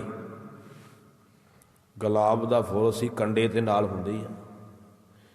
ਉਹ ਕੰਡੇ ਨਾਲ ਜਦੋਂ ਸਤਿਗੁਰਾਂ ਦਾ ਚੋਲਾ ਅੜਿਆ ਤੇ ਤੇਜ਼ੀ ਨਾਲ ਤੁਰੇ ਜਾ ਰਹੇ ਨੇ, ਉਹ ਖਿੱਚ ਪਈ ਤੇ ਉਹ ਫੁੱਲ ਟੁੱਟ ਕਰਕੇ ਧਰਤੀ ਤੇ ਡਿੱਗ ਪਿਆ। ਸਤਿਗੁਰੂ ਹਰਿਰਾਏ ਸਾਹਿਬ ਜੀ ਨੂੰ ਪਤਾ ਨਹੀਂ ਲੱਗਾ, ਕਿਉਂਕਿ ਉਹ ਤੇਜ਼ੀ ਵਿੱਚ ਜਾ ਰਹੇ ਸਨ ਤੇ ਨਾ ਹੀ ਉਹਨਾਂ ਦਾ ਆਸੇ ਪਾਸੇ ਧਿਆਨ ਸੀ। ਧਿਆਨ ਤੇ ਕੇਵਲ ਦਾਦਾ ਸਤਿਗੁਰੂ ਸ੍ਰੀ ਗੁਰੂ ਹਰਗੋਬਿੰਦ ਸਾਹਿਬ ਦੇ ਜਾਣ ਦਾ ਸੀ ਵੀ ਉਹਨਾਂ ਕੋਲੇ ਛੇਤੀ ਪਹੁੰਚਣਾ, ਇਹੀ ਮਨ ਵਿੱਚ ਵਿਚਾਰ ਸਨ। ਤੇਜ਼ੀ ਨਾਲ ਜਾ ਕਰਕੇ ਪਹੁੰਚੇ ਨੇ, ਜਾ ਮੱਥਾ ਟੇਕਿਆ। ਪਾਤਸ਼ਾਹ ਨੇ ਪਿਆਰ ਕੀਤਾ, ਕੋਲ ਬਿਠਾਇਆ, ਕੁਝ ਸਮਾਂ ਬੈਠੇ। ਫਿਰ ਸਤਿਗੁਰੂ ਹਰਗੋਬਿੰਦ ਸਾਹਿਬ ਮਹਾਰਾਜ ਬਾਗ ਵਿੱਚੋਂ ਬਾਹਰ ਉਸੇ ਰਸਤੇ ਆਏ। ਜਦੋਂ ਚਲਦਿਆਂ ਚਲਦਿਆਂ ਉੱਥੇ ਆਏ ਨਾ ਜਿੱਥੇ ਫੁੱਲ ਕੋਲ ਖਲੋਤੇ ਸੀ ਪਾਤਸ਼ਾਹ, ਤੇ ਉਹ ਫੁੱਲ ਹੁਣ ਟੁੱਟਾ ਹੋਇਆ ਧਰਤੀ ਤੇ ਡਿੱਗਾ ਪਿਆ।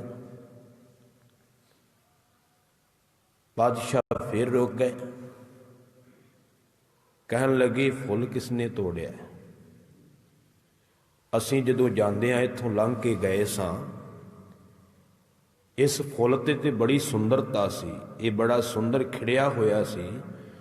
ਇਸ ਫੁੱਲ ਨੇ ਕਿਸੇ ਦਾ ਕੀ ਵਿਗਾੜਿਆ ਹੈ? ਇਸ ਫੁੱਲ ਨੂੰ ਕਿਉਂ ਤੋੜ ਦਿੱਤਾ? ਸਤਿਗੁਰਾਂ ਦੇ ਕੌਤਕਾਂ ਤੋਂ ਹੈਰਾਨ ਜਾਈਏ ਵੀ ਇੱਕ ਫੁੱਲ ਟੁੱਟਣ ਤੋਂ ਵੀ ਪਾਤਸ਼ਾਹ ਦਰਬ ਜਾਂਦੇ ਨੇ। ਇੰਨੀ ਦਇਆ ਮਨ ਦੇ ਵਿੱਚ। ਹੁਣ ਕਿਸੇ ਨੇ ਵੇਖਿਆ ਨਹੀਂ ਸੀ ਕਿ ਫੁੱਲ ਕਿਹਨੇ ਤੋੜਿਆ, ਨਾ ਹੀ ਕਿਸੇ ਨੂੰ ਪਤਾ ਸੀ। ਜੇ ਪਤਾ ਸੀ ਤੇ ਕੇਵਲ ਗੁਰੂ ਹਰਿਰਾਏ ਸਾਹਿਬ ਜੀ ਦੇ ਨਾਲ ਜਿਹੜੇ ਸੇਵਾਦਾਰ ਸਨ। ਗੁਰੂ ਹਰਿਰਾਏ ਨੂੰ ਵੀ ਨਹੀਂ ਪਤਾ, ਕਿਉਂਕਿ ਉਹਨਾਂ ਦਾ ਧਿਆਨ ਹੀ ਨਹੀਂ ਸੀ ਇੱਧਰ ਵਾਸਤੇ। ਸਾਰੇ ਚੁੱਪ। ਹੁਣ ਪਤਾ ਕਿਸੇ ਨੂੰ ਨਹੀਂ। ਉਸ ਵੇਲੇ ਗੁਰੂ ਹਰਿਰਾਏ ਸਾਹਿਬ ਜੀ ਦੇ ਨਾਲ ਜਿਹੜੇ ਸੇਵਾਦਾਰ ਸਨ, क्योंकि वो सेवादार सच बोलने वाले भय वाले सन। एक सेवादार ने हथ जोड़े, पातशाह जी ये फुल किसी ने नहीं तोड़िया, ना ही किसी ने जान बुझ के तोड़िया है। ये फुल तुहाडे पोतरे श्री हर राय साहब जी दे जामे नाल चोले नाल अड़ के टुटा है, पर उन्होंने भी जान बुझ के नहीं तोड़िया। वो तुहाडे पिछे पिछे आ रहे सन अते तेजी नाल आ रहे सन। चित तुहाडे विच सी ते हवा वगदी सी, चोला उड्डिया ते चोले दी कन्नी अड़ गई ते फुल टुट के धरती ते डिग पिया महाराज। उस वेले गुरु हर राय साहब जी नूं झिड़किया भी है गुरु हरगोबिंद साहब जी ने। कहन लगे जे 100 पल्लियां वाला 100 कलियां वाला चोला पहनण दा शौक है तो उन्होंने सांभ के भी चलना चाहिए, ਉਹਦੇ ਨਾਲ ਕਿਸੇ ਦਾ ਨੁਕਸਾਨ नहीं होना चाहिए। गल गुरमुखो फुल तोड़न दी नहीं सी, भाव ते ये दर्शाउणा सी कि तुसीं संसार ते आए जे, तुसीं गुरु नानक दी जोत दे वारस बनना है ते तुहानू निरंकार ने टुटिया होया नूं जोड़न वास्ते भेजिया, तोड़न वास्ते नहीं भेजिया। गल फुल दी नहीं सी। टुटना तो टुटना ही है ना, भावें कोई फुल टुट गया तो भावें किसी का जीवन टुट गया, टुटना तो टुटना ही गिणिया जाता। समझाउणा तो ये सी कि तुसीं तोड़न वास्ते नहीं आए, तुसीं टुटिया नूं जोड़न वास्ते आए। सतगुरु हर राय साहब जी के नेत्र भर आए। वो इस करके नहीं भरे कि मैनू सतगुरां ने झिड़किया, वो इस करके भरे है कि मेरे तो किड्डी वड्डी गलती हो गई, अपने आप ते पछतावा। आपां नूं कोई झिड़के तो आपां उहदे ते गुस्सा करदे ना, मैंने झिड़किया तां नेत्र भर आउंदगी। पर ये जो नेत्र भरे ने वो इस करके भर आए कि मेरे तो किड्डी वड्डी भुल हो गई है। तो उस वेले हुण सतगुरु तो इन्ना बचन कह करके अगे चले गए, तो श्री हर राय जी उत्थे खड़े ने ते चोला जिहड़ा उस वेले ही ओहदियां दोवें कन्नियां फड़ करके लाकर नाल बन लिया, परण कर लिया कि अज तो बाद इनू खुला नहीं छड्डना। ते गुरु प्यार वाले समा बीतदा गया। हुण वो समा आ गया जदों गुरु हरगोबिंद साहब जी ने अपनी जोत अगे हुण 7वें स्वरूप विच टिकाउणी है। वेखिया है अपने पोतरे श्री हर राय जी नूं भी किवें ये हुक्म मनदे ने भी असीं तां एक बार बचन किया सी कि जे 100 कलियां वाले चोले नूं पाउण दा शौक अते साਂਭ के चलना चाहिए है। इन्हां ने उदों तो ही लक नाल बन लिया, कदी खुला छड्डिया ही नहीं। हुक्म मन्निया साडा, इन्ने प्रपक्क ने। धन गुरु हरगोबिंद साहब जी ने तक लिया कि यही वारस ने उस जोत दे।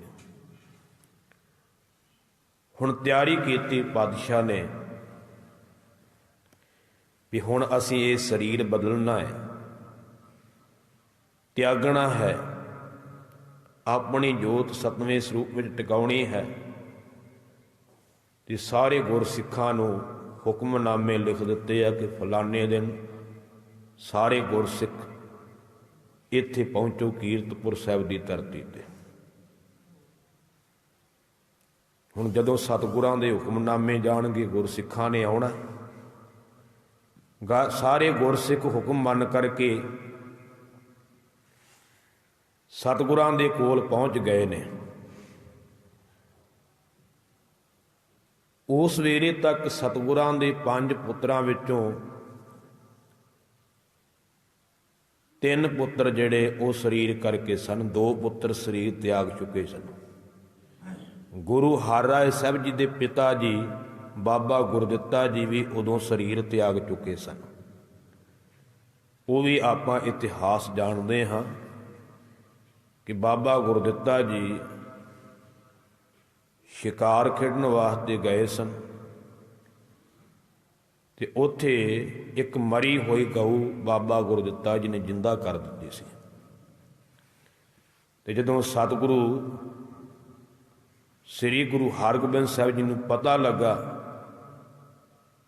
ਤਾਂ ਉਹਨਾਂ ਨੇ ਇਸ ਗੱਲ ਤੇ ਨਾਰਾਜ਼ਗੀ ਪ੍ਰਗਟ ਕੀਤੀ ਕਿ ਇਹ ਕੰਮ ਠੀਕ ਨਹੀਂ ਕੀਤਾ, ਤੁਸੀਂ ਰੱਬ ਦੀ ਰਜ਼ਾ ਵਿੱਚ ਵਿਘਨ ਪਾਉਣ ਦਾ ਯਤਨ ਕੀਤਾ ਹੈ। ਆਖਿਆ ਹੁਣ ਇੱਕ ਮਿਆਨ ਵਿੱਚ ਦੋ ਤਲਵਾਰਾਂ ਨਹੀਂ ਰਹਿਣਗੀਆਂ, ਜਾਂ ਅਸੀਂ ਰਵਾਂਗੇ ਜਾਂ ਤੁਸੀਂ ਰਹੋਗੇ। ਤਾਂ ਉਸ ਵੇਲੇ ਬਾਬਾ ਗੁਰਦਿੱਤਾ ਜੀ ਨੇ ਸਰੀਰ ਤਿਆਗ ਦਿੱਤਾ ਸੀ। ਤੇ ਦੂਜੇ ਬਾਬਾ ਅਟਲ ਰਾਏ ਜੀ, ਜਿਨ੍ਹਾਂ ਦਾ ਅਸਥਾਨ ਸ੍ਰੀ ਅੰਮ੍ਰਿਤਸਰ ਸਾਹਿਬ ਬਣਿਆ ਹੋਇਆ, ਉਹ ਵੀ ਸਰੀਰ ਤਿਆਗ ਚੁੱਕੇ ਸਨ। ਉਹਨਾਂ ਦੇ ਨਾਲ ਵੀ ਘਟਨਾ ਇਹੋ ਜਿਹੀ ਵਾਪਰੀ ਕਿ ਬਾਬਾ ਅਟਲ ਰਾਏ ਜੀ ਖੇਡਦੇ ਸਨ ਤਾਂ ਇੱਕ ਦਿਨ ਖੇਡਦੇ ਪਏ ਉਹਨਾਂ ਦਾ ਇੱਕ ਸਾਥੀ ਭਾਈ ਮੋਹਨ, ਉਹ ਵੀ ਨਾਲ ਖੇਡਦਾ ਹੁੰਦਾ ਸੀ। ਤੇ ਖੇਡਦਿਆਂ ਖੇਡਦਿਆਂ ਸ਼ਾਮਾਂ ਪੈ ਗਈਆਂ, ਹਨੇਰਾ ਹੋ ਗਿਆ ਤੇ ਵਾਰੀ ਜਿਹੜੀ ਸੀ ਉਹ ਰਹਿ ਗਈ ਮੋਹਨ ਦੇ ਸਿਰ। ਜਦੋਂ ਬੱਚੇ ਖੇਡਦੇ ਹੁਣ ਉਹ ਕਹਿੰਦੇ ਵੀ ਹੁਣ ਵਾਰੀ ਤੇਰੇ ਤੇ ਰਹਿ ਗਈ, ਕੱਲ ਨੂੰ ਦੇਣੀ ਤੂੰ। ਬਾਬਾ ਅਟਲ ਰਾਏ ਜੀ ਕਹਿਣ ਲੱਗੇ, ਮੋਹਨ ਹੁਣ ਵਾਰੀ ਤੇਰੇ ਤੇ ਰਹਿ ਗਈ ਹੈ, ਇਹ ਕੱਲ ਨੂੰ ਮੀਟੀ ਤੂੰ ਦੇਣੀ ਹੈ। ਉਹ ਕੀ ਘਟਨਾ ਵਾਪਰੀ, ਅਗਲੇ ਦਿਨ ਹੁਣ ਖੇਡਣ ਆਉਣਾ ਸੀ, ਸਾਰੇ ਬੱਚੇ ਆ ਗਏ, ਮੋਹਨ ਆਇਆ ਹੀ ਨਾ। ਮੋਹਨ ਨੂੰ ਕੀ ਹੋਇਆ ਕਿ ਮੋਹਨ ਦੇ ਘਰ ਵਿੱਚ ਹੀ ਮੋਹਨ ਨੂੰ ਸੱਪ ਲੜ ਗਿਆ, ਉਹਦੀ ਮੌਤ ਹੋ ਗਈ। ਪਹਿਲਾਂ ਉਡੀਕਦੇ ਰਹੇ, ਫਿਰ ਬਾਬਾ ਅਟਲ ਰਾਏ ਕਹਿੰਦੇ ਚਲੋ ਚੱਲੀਏ ਮੋਹਨ ਦੇ ਘਰ ਜਾ ਕੇ ਵੇਖੀ ਕਿ ਆਇਆ ਕਿਉਂ ਨਹੀਂ ਗਾ, ਅੱਜ ਸਾਡੀ ਵਾਰੀ ਦੇਣੀ ਸੀ, ਜਾਣ ਕੇ ਨਹੀਂ ਆਇਆ ਹੋਣਾ ਵਾਰੀ ਦੇਣ ਦਾ ਬਾਰ। ਜਦੋਂ ਘਰੇ ਚੱਲ ਕਰਕੇ ਗਏ ਤਾਂ ਮੋਹਨ ਦੇ ਘਰ ਰੋਣਾ ਪਿੱਟਣਾ ਪਿਆ ਹੈ, ਉਹਦੇ ਮਾਂ ਬਾਪ ਰੋ ਰਹੇ ਨੇ, ਰਿਸ਼ਤੇਦਾਰ ਰੋ ਰਹੇ ਨੇ। ਬਾਬਾ ਅਟਲ ਰਾਏ ਜੀ ਪੁੱਛਦੇ ਵੀ ਕੀ ਕਾਰਨ, ਸਾਰੇ ਰੋ ਕਿਉਂ ਰਹੇ ਆ? ਫਿਰ ਦੱਸਿਆ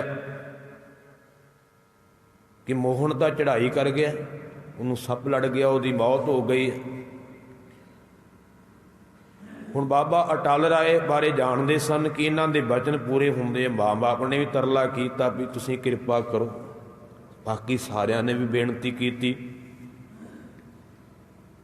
ਤੇ ਬਾਬਾ ਅਟਲ ਰਾਏ ਕੋਲੇ ਉਹ ਖੂੰਡੀ ਸੀ ਜਿਹਦੇ ਨਾਲ ਖੇਡਦੇ ਹੁੰਦੇ ਸੀ। ਉਹ ਖੂੰਡੀ ਮੋਹਨ ਦੇ ਗਲ ਵਿੱਚ ਪਾਈ ਤੇ ਖਿੱਚਣ ਲੱਗੇ, ਕਹਿੰਦੇ ਉੱਠ ਮੋਹਨ, ਸੁੱਤਾ ਪਿਆ ਹੈ, ਸਾਡੀ ਵਾਰੀ ਦੇਣੀ ਤੇ ਘਰੇ ਸੁੱਤਾ ਪਿਆ, ਹੁਣ ਵਾਰੀ ਕਿੰਨੇ ਦੇਣੀ ਹੈ? ਕੱਲ ਸਾਡੇ ਨਾਲ ਬਚਨ ਕੀਤਾ ਸੀ, ਇੱਦਾਂ ਤਾਂ ਨਹੀਂ ਅਸੀਂ ਸੌਣ ਦਿੰਦੇ, ਚੱਲ ਉੱਠ ਕੇ ਸਾਡੇ ਨਾਲ ਵਾਰੀ ਦੇ।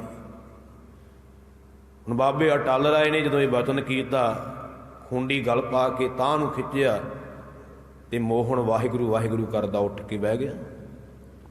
ਜਿੱਥੇ ਹੁਣ ਰੋਣਾ ਪਿੱਟਣਾ ਸੀ ਉੱਥੇ ਖੁਸ਼ੀਆਂ ਹੀ ਖੁਸ਼ੀਆਂ ਹੋ ਗਈਆਂ। ਸਾਰੇ ਬਾਬੇ ਅਟਲ ਰਾਏ ਨੂੰ ਨਮਸਕਾਰਾਂ ਕਰਦੇ ਨੇ, ਜਸ ਕਰਦੇ ਨੇ। ਇਹ ਗੱਲ ਪਿੰਡ ਵਿੱਚ ਫੈਲ ਗਈ ਕਿ ਬਾਬੇ ਮੋਹਨ ਨੇ, ਸੋ ਵਾਹਿਗੁਰੂ, ਬਾਬੇ ਅਟਲ ਰਾਏ ਨੇ ਮਰੇ ਹੋਏ ਮੋਹਨ ਨੂੰ ਜਿੰਦਾ ਕਰ ਦਿੱਤਾ। ਚਲਦੀ ਚਲਦੀ ਗੱਲ ਇਹ ਸਤਿਗੁਰਾਂ ਕੋਲ ਵੀ ਆ ਗਈ। ਤਾਂ ਧੰਨ ਗੁਰੂ ਹਰਗੋਬਿੰਦ ਸਾਹਿਬ ਨੇ ਬਾਬਾ ਅਟਲ ਰਾਏ ਨੂੰ ਕੋਲ ਸੱਦਿਆ ਤੇ ਝਿੜਕਿਆ, ਆਖਿਆ ਤੁਸੀਂ ਇਹ ਕਰਮ ਚੰਗਾ ਨਹੀਂ ਕੀਤਾ। ਹੁਣ ਦੋ ਤਲਵਾਰਾਂ ਇੱਕ ਮਿਆਨ ਵਿੱਚ ਨਹੀਂ ਰਹਿ ਸਕਦੀਆਂ। ਤਾਂ ਉਸ ਵੇਲੇ ਬਾਬਾ ਅਟਲ ਰਾਏ ਜੀ ਨੇ ਵੀ ਸਰੀਰ ਤਿਆਗ ਦਿੱਤਾ ਸੀ। ਤੇ ਜਦੋਂ ਸਤਿਗੁਰਾਂ ਨੂੰ ਪਤਾ ਲੱਗਾ, ਮਹਾਰਾਜ ਨੇ ਉਦੋਂ ਬਖਸ਼ਿਸ਼ਾਂ ਵੀ ਬੜੀਆਂ ਕੀਤੀਆਂ ਬਾਬਾ ਅਟਲ ਰਾਏ ਤੇ, ਕਿਉਂਕਿ ਬਚਨ ਮੰਨ ਕੇ ਸਰੀਰ ਤਿਆਗਿਆ ਨਾ। ਤੇ ਆਖਿਆ ਸੀ ਕਿ ਬਾਬੇ ਅਟਲ ਦਾ ਸਾਰਿਆਂ ਤੋਂ ਉੱਚਾ ਦਰ ਹੋਵੇਗਾ। ਅੱਜ ਵੀ ਵੇਖ ਲਓ ਉੱਥੇ ਉੱਚਾ ਸਥਾਨ ਬਣਿਆ ਹੋਇਆ। ਸੋ ਇਹ ਵੀ ਬਚਨ ਕੀਤਾ ਸੀ ਵੀ ਇੱਥੇ ਲੰਗਰ ਵੀ ਤਿਆਰ ਕਰਨ ਦੀ ਲੋੜ ਨਹੀਂ, ਆਪਣੇ ਆਪ ਪੱਕਾ ਪਕਾਇਆ ਜਾਇਆ ਕਰੂਗਾ। ਅੱਜ ਤੁਸੀਂ ਉੱਥੇ ਵੇਖਿਆ ਹੋਵੇਗਾ, ਇਹ ਅਖਾਣ ਵੀ ਬਣਿਆ, ਇਤਿਹਾਸਕ ਬਚਨ ਵੀ ਹੈ ਕਿ ਧੰਨ ਧੰਨ ਬਾਬਾ ਅਟਲ ਪੱਕੀਆਂ ਪਕਾਈਆਂ ਘਰ। ਉੱਥੇ ਆਉਂਦੀਆਂ ਪੱਕੀਆਂ ਪਕਾਈਆਂ ਵਰਤਦੀਆਂ, ਲੰਗਰ ਵਰਤਦਾ ਹੈ। ਸੋ ਗੁਰੂ ਪਿਆਰ ਵਾਲਿਓ, ਬਾਬਾ ਅਟਲ ਰਾਏ ਵੀ ਸਰੀਰ ਤਿਆਗ ਗਏ ਸਨ ਤੇ ਬਾਬਾ ਗੁਰਦਿੱਤਾ ਜੀ ਵੀ ਸਰੀਰ ਤਿਆਗ ਗਏ ਸਨ। ਰਹਿ ਗਏ ਸਨ 3 ਪੁੱਤਰ, ਬਾਬਾ ਸੂਰਜਮਲ, ਬਾਬਾ ਅਣੀ ਰਾਏ ਤੇ ਸ੍ਰੀ ਗੁਰੂ ਤੇਗ ਬਹਾਦਰ ਸਾਹਿਬ। ਹੁਣ ਸਤਿਗੁਰਾਂ ਨੇ ਸਾਰਿਆਂ ਨੂੰ ਬੁਲਾਵਾ ਭੇਜਿਆ, ਸਾਰੇ ਗੁਰਸਿੱਖ ਆ ਗਏ, ਸੰਗਤਾਂ ਆ ਗਈਆਂ, ਪਰਿਵਾਰ ਵੀ ਕੋਲ ਹੈ। ਸਤਿਗੁਰਾਂ ਦੇ 3 ਪੁੱਤਰ ਵੀ ਕੋਲ ਬੈਠੇ ਨੇ, ਪੋਤਰੇ ਵੀ ਕੋਲ ਬੈਠੇ ਹੋਏ ਨੇ। ਉਸ ਵੇਲੇ ਭਾਈ ਭਾਨਾ ਜੀ ਬਾਬਾ ਬੁੱਢਾ ਜੀ ਦੇ ਪੁੱਤਰ ਸਨ, ਕਿਉਂਕਿ ਜਦੋਂ ਵੀ ਸਤਿਗੁਰੂ ਜੀ ਗੁਰਿਆਈ ਅੱਗੇ ਦਿੰਦੇ ਸਨ ਤਾਂ ਬਾਬਾ ਬੁੱਢਾ ਜੀ ਨੂੰ ਹੀ ਹੁਕਮ ਹੁੰਦਾ ਸੀ ਕਿ 5 ਪੈਸੇ ਨਾਲੀਅਰ ਮੰਗਵਾਓ। ਉਹ ਸਾਰੀ ਕਿਰਿਆ ਬਾਬਾ ਬੁੱਢਾ ਜੀ ਕਰਦੇ ਸਨ ਤੇ ਬਾਬਾ ਬੁੱਢਾ ਜੀ ਤੋਂ ਬਾਅਦ ਉਹਨਾਂ ਦੇ ਪੁੱਤਰ ਦੀ ਜ਼ਿੰਮੇਵਾਰੀ ਸੀ। 10ਵੇਂ ਪਾਤਸ਼ਾਹ ਤੱਕ ਬਾਬਾ ਬੁੱਢਾ ਜੀ ਦੀ ਅੰਸ਼ ਬੰਸ ਹੀ ਇਹ ਜ਼ਿੰਮੇਵਾਰੀ ਨਿਭਾਉਂਦੀ ਰਹੀ ਹੈ। ਭਾਈ ਭਾਨਾ ਜੀ ਨੂੰ ਹੁਕਮ ਹੋਇਆ ਕਿ ਜਾਓ 5 ਪੈਸੇ ਨਾਲੀਅਰ ਲੈ ਕਰਕੇ ਆਓ। ਹੁਕਮ ਮੰਨਿਆ, ਮੰਗਵਾਇਆ ਸੇਵਾਦਾਰ ਭੇਜ ਕਰਕੇ। ਭਾਈ ਭਾਨਾ ਜੀ ਨੂੰ ਵੀ ਪਤਾ ਲੱਗ ਗਿਆ ਵੀ ਹੁਣ ਸਤਿਗੁਰਾਂ ਜੀ ਭਾਣਾ ਵਰਤਾਉਣਗੇ, ਕਿਉਂਕਿ ਇਹ ਚੀਜ਼ਾਂ ਉਦੋਂ ਮੰਗਾਈਆਂ ਜਾਂਦੀਆਂ ਵੀ ਜਦੋਂ ਗੁਰਤਾ ਗੱਦੀ ਅੱਗੇ ਦੇਣੀ ਹੋਵੇ ਤੇ ਸਤਿਗੁਰਾਂ ਨੇ ਸਰੀਰ ਤਿਆਗਣਾ ਹੋਵੇ। ਹੁਣ ਸੰਗਤਾਂ ਦੇ ਵਿੱਚ ਵਿਚਾਰ ਨੇ, ਕੋਈ ਤਾਂ ਸੋਚਦਾ ਹੈ ਵੀ 3 ਪੁੱਤਰ ਸਤਿਗੁਰਾਂ ਦੇ ਕੋਲ ਬੈਠੇ ਨੇ ਵੀ ਕਿਹਨੂੰ ਦੇਣਗੇ ਗੁਰਤਾ ਗੱਦੀ। ਹੁਣ ਪਤਾ ਤੇ ਕਿਸੇ ਨੂੰ ਨਹੀਂ ਨਾ ਸਤਿਗੁਰਾਂ ਦੇ ਰਾਜ ਦਾ ਵੀ ਖੇਡ ਕੀ ਵਰਤਾਉਣੀ ਮਹਾਰਾਜ ਨੇ। ਕੋਈ ਇਸ ਤਰ੍ਹਾਂ ਸੋਚਦਾ ਕਿ ਪੁੱਤਰਾਂ ਦੇ ਵਿੱਚੋਂ ਕਿਸੇ ਪੁੱਤਰ ਨੂੰ ਦੇਣਗੇ, ਕਿਸੇ ਦੀ ਸੂਈ ਇੱਥੇ ਟਿਕੀ ਹੈ ਵੀ ਆਪਣੇ ਪੋਤਰੇ ਨੂੰ ਗੁਰਿਆਈ ਦੇਣਗੇ। ਨਿਰਣਾ ਕਿਸੇ ਤੋਂ ਨਹੀਂ ਹੋ ਰਿਹਾ। ਪਰ ਉਸ ਵੇਲੇ ਸਾਰੇ ਹੈਰਾਨ ਹੋ ਗਏ ਜਦੋਂ ਸਤਿਗੁਰੂ ਪਾਤਸ਼ਾਹ ਜੀ ਉੱਠੇ ਨੇ। ਸ਼੍ਰੀ ਹਰਿ ਰਾਏ ਜੀ ਨੂੰ ਉਸ ਵੇਲੇ ਤਖਤ ਤੇ ਬਿਠਾ ਦਿੱਤਾ ਹੈ ਤੇ 5 ਪੈਸੇ ਨਾਲੀਅਰ ਅੱਗੇ ਰੱਖ ਕਰਕੇ ਗੁਰੂ ਹਰਿ ਰਾਏ ਪਾਤਸ਼ਾਹ ਜੀ ਨੂੰ 1695 ਬਿਕਰਮੀ ਦੇ ਵਿੱਚ 1638 ਈਸਵੀ ਦੇ ਵਿੱਚ ਗੁਰਤਾ ਗੱਦੀ ਤੇ ਬਿਰਾਜਮਾਨ ਕਰ ਦਿੱਤਾ ਹੈ। ਵਿਦਵਾਨਾਂ ਦੀ ਲਿਖਤ ਮੁਤਾਬਕ ਉਦੋਂ 8 ਸਾਲ ਦੀ ਉਮਰ ਸੀ ਗੁਰੂ ਹਰਿ ਰਾਏ ਸਾਹਿਬ ਜੀ ਦੀ ਜਦੋਂ ਗੁਰਤਾ ਗੱਦੀ ਦੇ ਮਾਲਕ ਬਣੇ। ਗੁਰਤਾ ਗੱਦੀ ਤੇ ਬਿਠਾਇਆ ਹੈ, 5 ਪੈਸੇ ਨਾਲੀਅਰ ਰੱਖ ਕਰਕੇ ਮੱਥਾ ਟੇਕਿਆ ਤੇ ਪਰਿਕਰਮਾ ਕੀਤੀਆਂ ਤੇ ਫਿਰ ਮੱਥਾ ਟੇਕਿਆ ਪਾਤਸ਼ਾਹ ਨੇ। ਭਾਈ ਭਾਨਾ ਜੀ ਨੂੰ ਹੁਕਮ ਹੋਇਆ ਗੁਰਤਾ ਗੱਦੀ ਦਾ ਤਿਲਕ ਦਿੱਤਾ ਜਾਵੇ। ਹੁਕਮ ਮੰਨ ਕਰਕੇ ਉਹ ਕਿਰਿਆ ਹੋਈ। ਫਿਰ ਹੁਕਮ ਹੋਇਆ ਕਿ ਭਾਈ ਭਾਨਾ ਜੀ ਸਭ ਤੋਂ ਪਹਿਲਾਂ ਮੱਥਾ ਤੁਸੀਂ ਟੇਕਣਾ। ਸਭ ਤੋਂ ਪਹਿਲਾਂ ਭਾਈ ਭਾਨਾ ਜੀ ਨੇ ਮੱਥਾ ਟੇਕਿਆ ਪੇਟਾ ਰੱਖ ਕਰਕੇ ਗੁਰੂ ਹਰਿ ਰਾਏ ਸਾਹਿਬ ਜੀ ਨੂੰ। ਫਿਰ ਸਾਰੀ ਸੰਗਤ ਨੇ, ਸਾਰੇ ਗੁਰਸਿੱਖਾਂ ਨੇ ਸਤਿਗੁਰੂ ਹਰਿ ਰਾਏ ਸਾਹਿਬ ਮਹਾਰਾਜ ਨੂੰ ਮੱਥਾ ਟੇਕਿਆ ਤੇ ਪਾਤਸ਼ਾਹ ਨੇ ਆਖਿਆ ਅੱਜ ਤੋਂ ਇਹ ਗੁਰੂ ਨਾਨਕ ਦੀ ਜੋਤ ਦੇ ਵਾਰਸ ਬਣ ਗਏ ਨੇ, 7ਵੇਂ ਸਰੂਪ ਨੇ। ਹੁਣ ਸੰਗਤ ਦੇ ਵਿੱਚ ਇੱਕ ਪਾਸੇ ਖੁਸ਼ੀਆਂ ਦੀ ਲਹਿਰ ਵੀ ਹੈ ਤੇ ਇੱਕ ਪਾਸੇ ਗਮੀ ਵੀ ਹੈ। ਖੁਸ਼ੀ ਇਸ ਗੱਲ ਦੀ ਹੈ ਕਿ 7ਵੇਂ ਸਰੂਪ ਦੇ ਦਰਸ਼ਨ ਹੋਏ ਨੇ। ਗਮੀ ਇਸ ਗੱਲ ਦੀ ਹੈ ਕਿ ਗੁਰੂ ਹਰਗੋਬਿੰਦ ਸਾਹਿਬ ਹੁਣ ਸਰੀਰ ਤਿਆਗਣਗੇ। ਪਿਆਰ ਵੀ ਹੈ ਨਾ ਸਤਿਗੁਰਾਂ ਦੇ ਸਰੂਪ ਨਾਲ ਵੀ ਇਹ ਸਰੂਪ ਹੁਣ ਅਲੋਪ ਕਰ ਲੈਣਾ ਪਾਤਸ਼ਾਹ ਨੇ। ਦੂਜੇ ਪਾਸੇ ਸਤਿਗੁਰਾਂ ਦੇ ਘਰ ਵਿੱਚ ਵੀ ਹਲਚਲ ਹੋਈ ਹੈ। ਬਾਬਾ ਸੂਰਜਮਲ ਦੇ ਮਾਤਾ ਜੀ ਮਾਤਾ ਮਰਵਾਹੀ ਜੀ ਵੀ ਨਾਰਾਜ਼ ਹੋ ਗਏ ਕਿ ਮੇਰੇ ਪੁੱਤਰ ਨੂੰ ਗੁਰਿਆਈ ਕਿਉਂ ਨਹੀਂ ਦਿੱਤੀ। ਅਤੇ ਉਸ ਵੇਲੇ ਮਾਤਾ ਮਰਵਾਹੀ ਜੀ ਬਾਬਾ ਸੂਰਜਮਲ ਨੂੰ ਕਹਿਣ ਲੱਗੇ ਚੱਲ ਪੁੱਤਰ ਆਪਾਂ ਹੁਣ ਚੱਲੀਏ, ਆਪਣਾ ਕੁਝ ਨਹੀਂ ਰਿਹਾ ਇੱਥੇ। ਨਾਰਾਜ਼ ਹੋ ਗਏ ਮਹਾਰਾਜ ਨਾਲ ਵੀ ਜਿਹੜਾ ਸ੍ਰੀ ਗੁਰੂ ਗ੍ਰੰਥ ਸਾਹਿਬ ਦਾ ਸਰੂਪ ਹੈ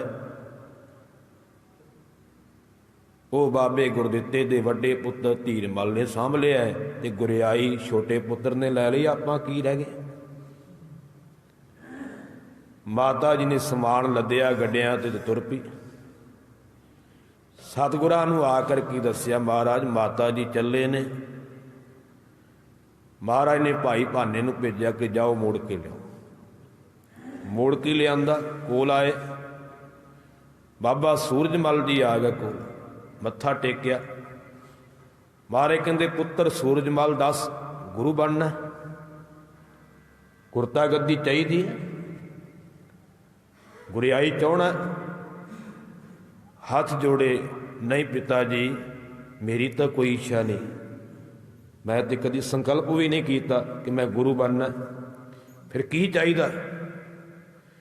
ਆਖਿਆ ਪਿਤਾ ਜੀ ਜੇ ਕੁਝ ਦੇਣਾ ਚਾਹੁੰਦੇ ਹੋ ਮੈਨੂੰ ਆਪਣੀ ਸਿੱਖੀ ਬਖਸ਼ ਦਿਓ। ਪਾਤਸ਼ਾਹ ਬੜੇ ਖੁਸ਼ ਹੋਏ, ਬੜੀਆਂ ਬਖਸ਼ਿਸ਼ਾਂ ਕੀਤੀਆਂ ਬਾਬਾ ਸੂਰਜਮਲ ਤੇ ਵੀ ਤੂੰ ਸਭ ਕੁਝ ਲੈ ਲਿਆ।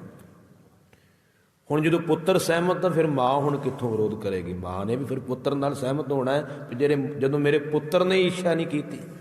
ਫਿਰ ਮਾਤਾ ਜੀ ਵੀ ਉਸ ਵੇਲੇ ਭੁੱਲ ਦੀ ਖਿਮਾ ਬਖਸ਼ ਮੰਗਦੇ ਨੇ ਤੇ ਚਰਨਾਂ ਤੇ ਮੱਥਾ ਟੇਕ ਦਿੰਦੇ ਨੇ। ਫਿਰ ਦੂਜੇ ਮਾਤਾ ਜੀ ਮਾਤਾ ਨਾਨਕੀ ਜੀ ਆ ਗਏ। ਉਹਨਾਂ ਨੇ ਵੀ ਇੱਛਾ ਜ਼ਾਹਰ ਕੀਤੀ ਕਿ ਮੇਰੇ ਪੁੱਤਰ ਨੂੰ ਗੁਰਿਆਈ ਨਹੀਂ ਦਿੱਤੀ। ਮੇਰਾ ਪੁੱਤਰ ਤੇ ਹੈ ਵੀ ਭੋਲਾ ਹੈ, ਤੇਗ ਬਹਾਦਰ, ਇਹਨਾਂ ਨੂੰ ਤੇ ਕਾਰ ਵਿਹਾਰ ਕੰਮਕਾਰ ਵੀ ਕੋਈ ਨਹੀਂ ਕਰਨਾ ਆਉਂਦਾ, ਕਿਉਂਕਿ ਪਾਤਸ਼ਾਹ ਦੀ ਬੰਦਗੀ 'ਚ ਰਹਿੰਦੇ ਸਨ। ਇਹ ਕੀ ਕਰੇਗਾ? ਮਹਾਰਾਜ ਇਹਦਾ ਕੀ ਬਣੇਗਾ? ਮਾਤਾ ਨਾਨਕੀ ਜੀ ਨੇ ਬੇਨਤੀ ਕੀਤੀ, ਤੁਸੀਂ ਤਾਂ ਮੈਨੂੰ ਬਚਨ ਕੀਤਾ ਸੀ ਪਹਿਲਾਂ, ਕਿਉਂਕਿ ਇਹ ਵੀ ਬਚਨ ਆਪਾਂ ਇਤਿਹਾਸ ਵਿੱਚੋਂ ਪੜ੍ਹਦੇ ਹਾਂ ਕਿ ਇੱਕ ਦਿਨ 6ਵੇਂ ਪਾਤਸ਼ਾਹ ਪ੍ਰਸ਼ਾਦਾ ਛਕ ਰਹੇ ਸਨ ਤੇ ਮਾਤਾ ਨਾਨਕੀ ਜੀ ਛਕਾ ਰਹੇ ਸਨ। ਜਦੋਂ ਪ੍ਰਸ਼ਾਦਾ ਛਕ ਲਿਆ, ਹੱਥ ਧੁਆਏ, ਬਾਅਦ ਵਿੱਚ ਮਾਤਾ ਨਾਨਕੀ ਜੀ ਨੇ ਬੇਨਤੀ ਕੀਤੀ ਕਿ ਪਤੀ ਦੇਵ ਸਤਿਗੁਰੂ ਜੀ, ਪੁੱਤਰ ਤੇ ਤੁਹਾਨੂੰ ਸਾਰੇ ਪਿਆਰੇ ਨੇ, ਸਾਰਿਆਂ ਨਾਲ ਤੁਹਾਡਾ ਪਿਆਰ ਹੈ, ਪਰ ਤੁਸੀਂ ਸ੍ਰੀ ਤੇਗ ਬਹਾਦਰ ਨਾਲ ਬਹੁਤਾ ਪ੍ਰੇਮ ਕਰਦੇ ਹੋ।